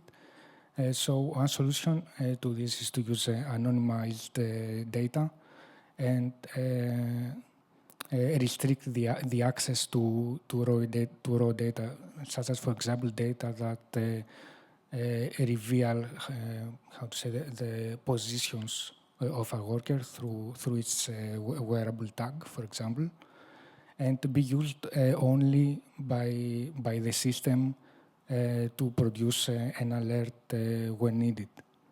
And so restriction of access and also the storage must be of this data, sensitive data, must be protected, and to delete automatically after a period of time that will be of no use. We still have 5 minutes before the door opens, and then a lot of people come back in the room. So any last questions?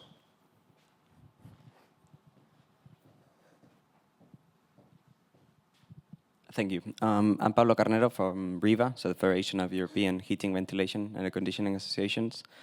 My question is a bit broad, but I think it's better targeted or addressed to Lucas. It is about any new indicators that can further promote the renovation of buildings, especially when the baseline, so when the starting point is buildings that cannot guarantee comfort of their occupants because they are, for instance, energy poverty or they don't have ventilation systems. So what is your experience based on the mapping of the existing solutions in Europe, or what is the proposal for EPD-WISE or any other project about establishing a level playing field? Because otherwise, if we're only speaking about improved energy efficiency, there are some buildings that need to be renovated but are actually going to consume more energy because they need to bring it to the basic level of maintaining comfort or being healthy. So any insights from any of the speakers about that? Thanks for the question. I find it, I don't have a solution, but I find the question extremely relevant and important.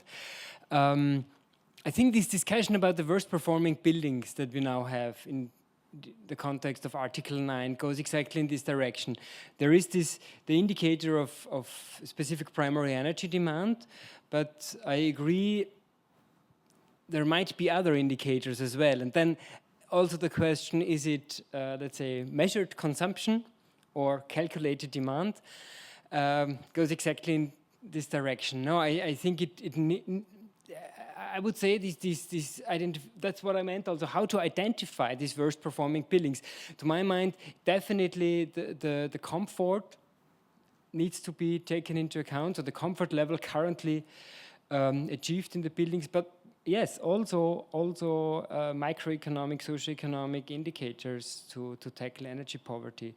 So we will work on that. In EPD-WISE, I'm not sure whether we will find the solution, but I hope at least some ideas. But I don't know whether others have additional ideas, comments on that.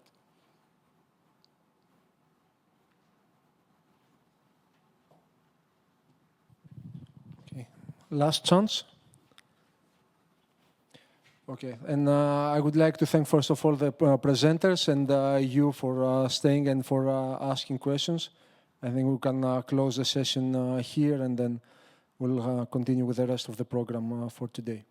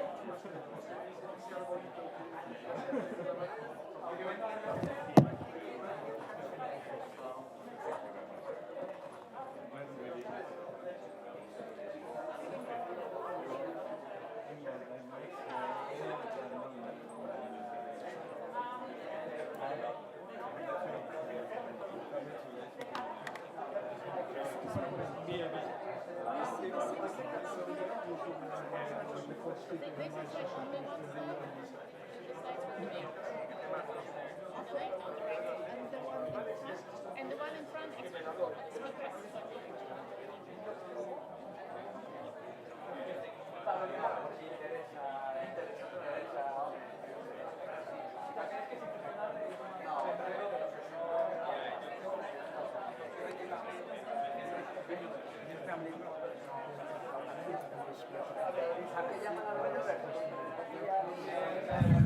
Ladies and gentlemen, ladies and gentlemen, ladies and gentlemen, may I have your attention, please? The official ceremony of signing the Built for People Innovation Clusters is about to start now. So here we have a very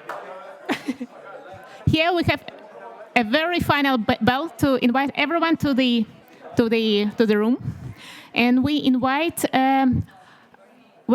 everyone to this signing ceremony of Built for People Innovation Clusters charters. Today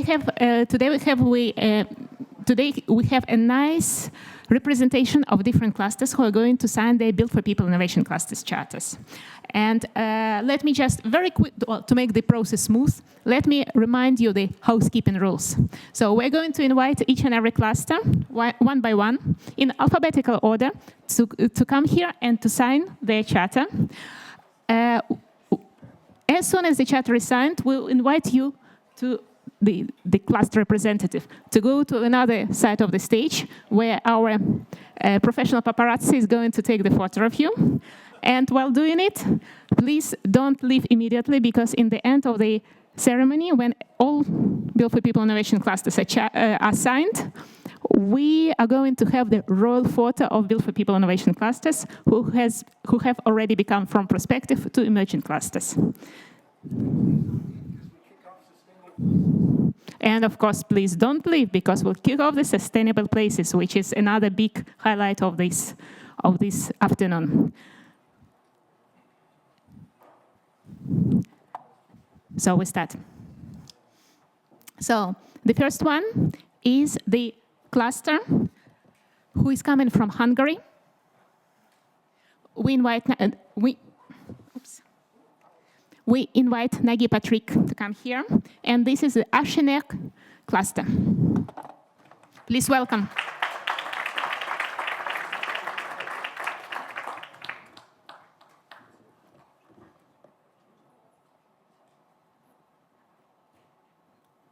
A round of applause, please.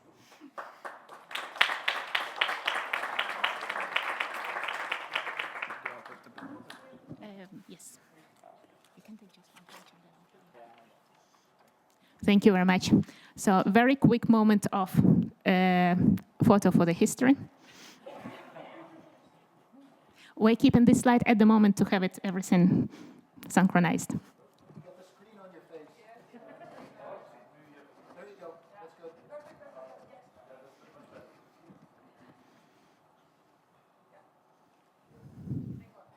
Next one. So the next one is Build Collab. Can we? Yes, please.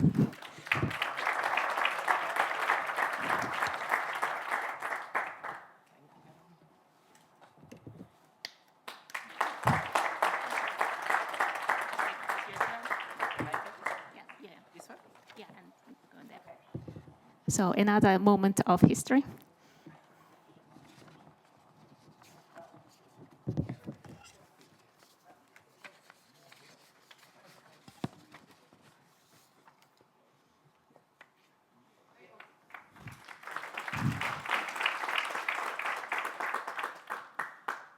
And now we have cluster built, and we invite Silvia Rossi to sign the charter.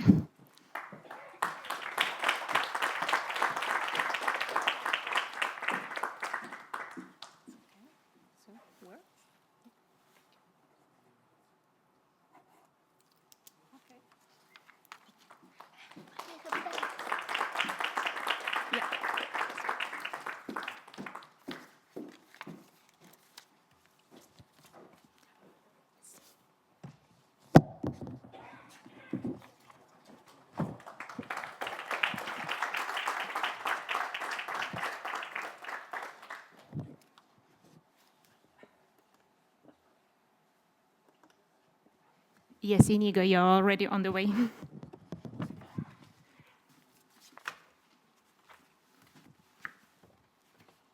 sorry. I got you here, maybe. Inigo.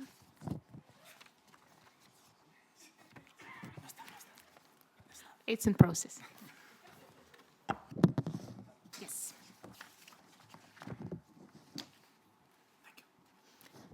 Historic moment.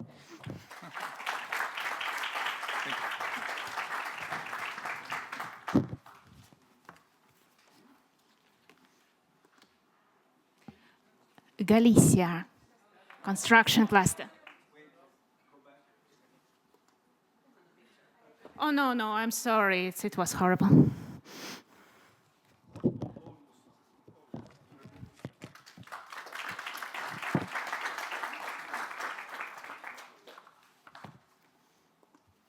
Next one. Next try from my side.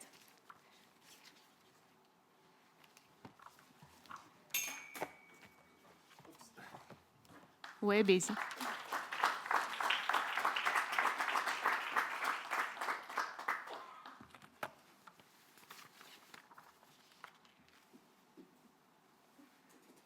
Here it is. Historic moment. Thank you very much.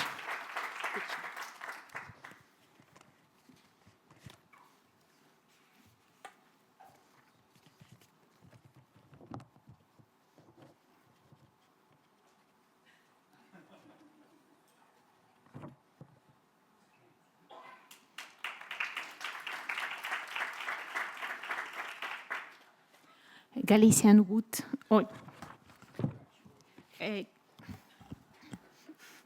Galician wood and design cluster.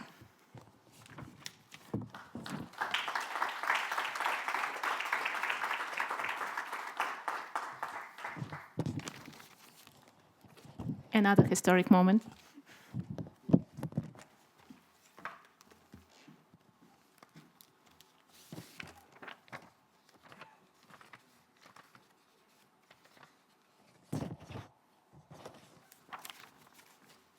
Thank you. Applause. And now we're going to North, Greenet, Finland. Bear with me a moment.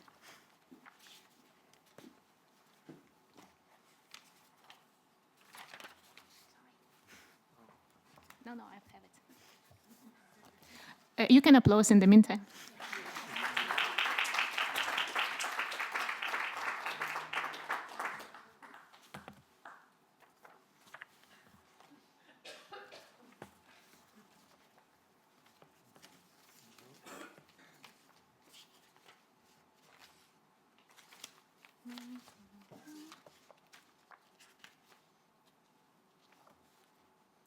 Stapled.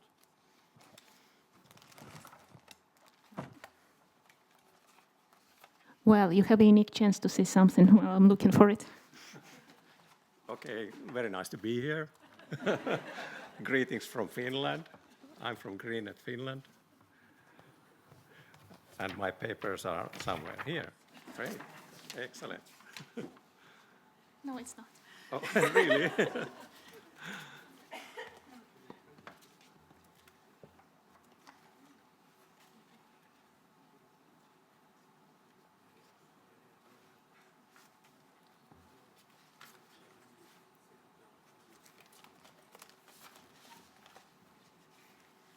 Not this It's one? not. No, it's not. Hold Okay. on. I definitely saw it somewhere.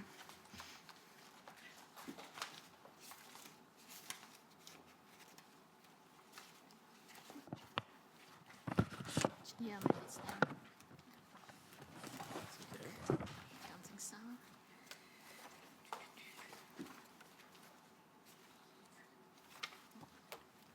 So magically disappeared. No, it cannot disappear.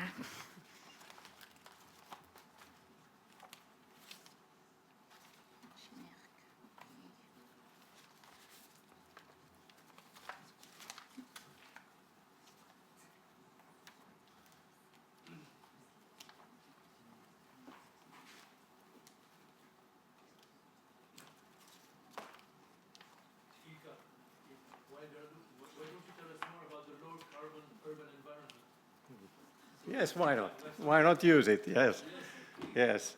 So we are a cluster with municipalities and companies and research centers and universities, and we work a lot with circular economy, circular construction, and piloting of those. Oh, excellent! Now we find the papers. It is here. So contact us in Finland. Thanks. I have.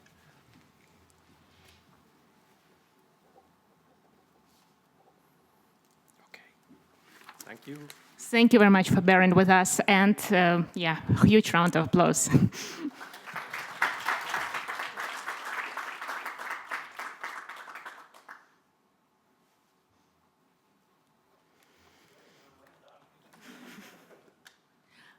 Thank you very much for bearing with us. And now I would like to invite Aurélie Remplet from Belgium with Innovation in Society.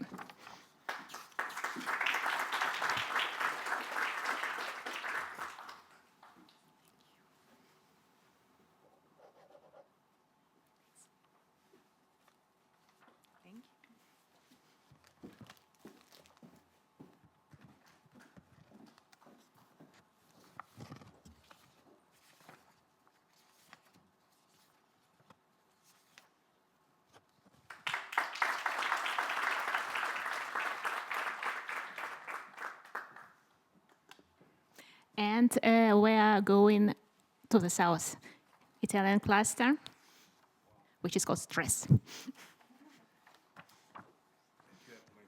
So Carmine Pascal is going to sign this one.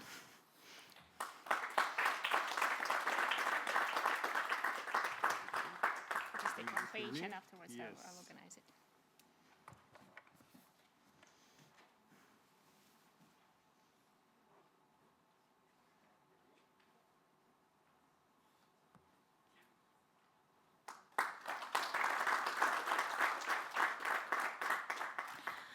So the process was not very smooth, but it was very successful. So I would like to invite all the clusters who have just become emerging Built4People innovation clusters to make a roll photo with the map of Built4People Innovation Cluster Network, with the current state of the Built4People Innovation Cluster Network. If you could please go to the here there are 3 steps, so you can organize yourself in the way that everyone is seen, and yes.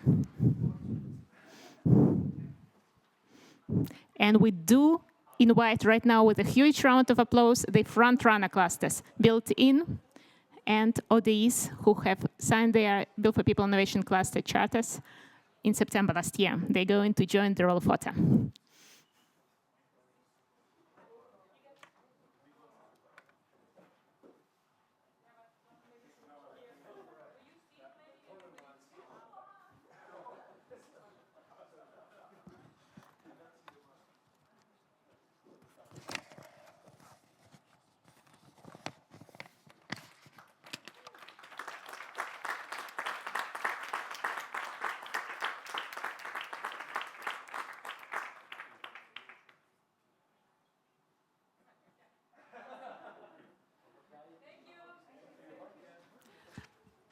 Thank you very much. If I can please ask the representatives of clusters to give me back the pages you've got, I'll compose the proper cluster for yourself in the next 10 minutes.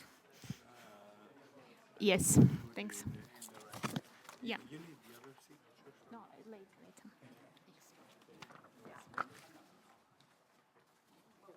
Yeah.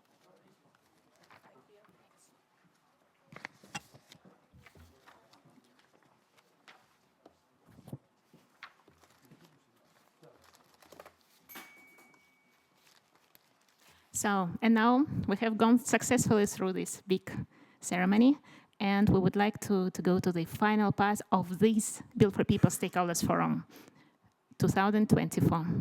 And I'll be happy to invite Mathieu Dallos to give us a couple of welcoming roundup words. And yes, go on.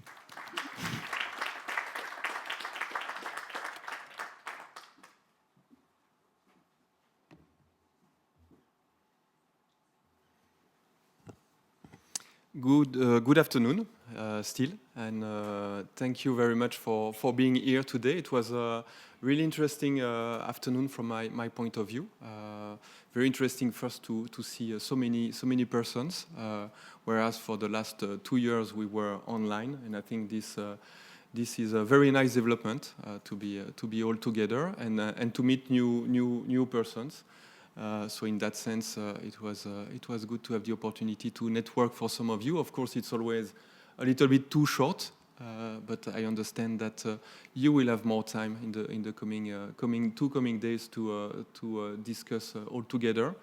So as I said, thank you very much for your participation. This is key because it's all about the discussions and the topics that are being discussed together that are feeding in the work that we do at a more administrative level and what we prepare together with the partnership board and the management team when it comes to the work programs of the Built4People and of Horizon Europe.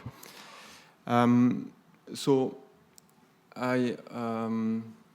I have to say that many buzzwords came back into the discussions today, and I think those are crucial in the work that we are doing. I think we talk about synergies, about coordination, about sharing knowledge, which is key in the work that we are doing together. It's key also in the work that the innovation clusters will be doing in the coming months and coming years. So in that sense, it's a very positive development to have had the opportunity to see the signing of the charters, but also talking about implementation, which is one of the priorities of the next Commission. Signing the charter is only a first step. So as we had the opportunity to discuss with some of the innovation clusters, it's yes, a long journey, and we would like to hear from you in the coming months and coming years to learn from the work that you are doing. And so, as you have noticed this morning, also not this morning, in the opening earlier this afternoon. We are working hands in hands with the partnership board in trying to shape the future priorities. So the future priorities, of course, will be based on the priorities of the new Commission, but they are also based on the feedback that we receive from the members of the partnership. So in that sense, it's very important for us to receive those feedbacks, and I would like to take this opportunity to ask for the stakeholders that are here today and that are not regular, let's say, entities or not regular stakeholders talking with the partnership board to engage further. It's very, very key for us to get to learn about the work that you are doing, and so to get your feedback also to shape the next work programs. I cannot close also without thanking the partners, so World Green Building Council, ECTP. They were key in organizing this stakeholder forum. And of course, I would like to associate in particular, List, yes, it's coming back to my mind. List, who is hosting us today. I think it was a great opportunity to have the stakeholder forum as a preamble or back-to-back to the sustainable places. So a big thank you for them and for the energy they have put in organizing this event. So with this, I will hand back the micro to Anastasia. But I would like to thank you again for your participation, and we look forward to seeing you next year. But before that, we look really forward to hearing from you in terms of content and in preparing the next work programs. Thank you very much.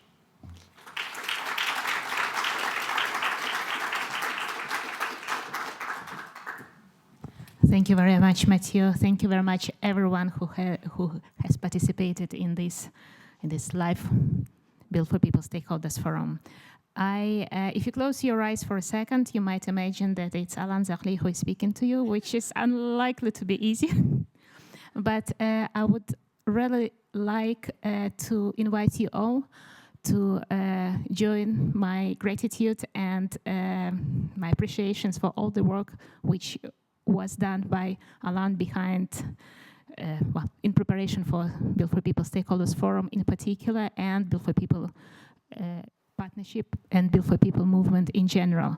So thank you very much, Alain, and let us all thank him by a huge round of applause.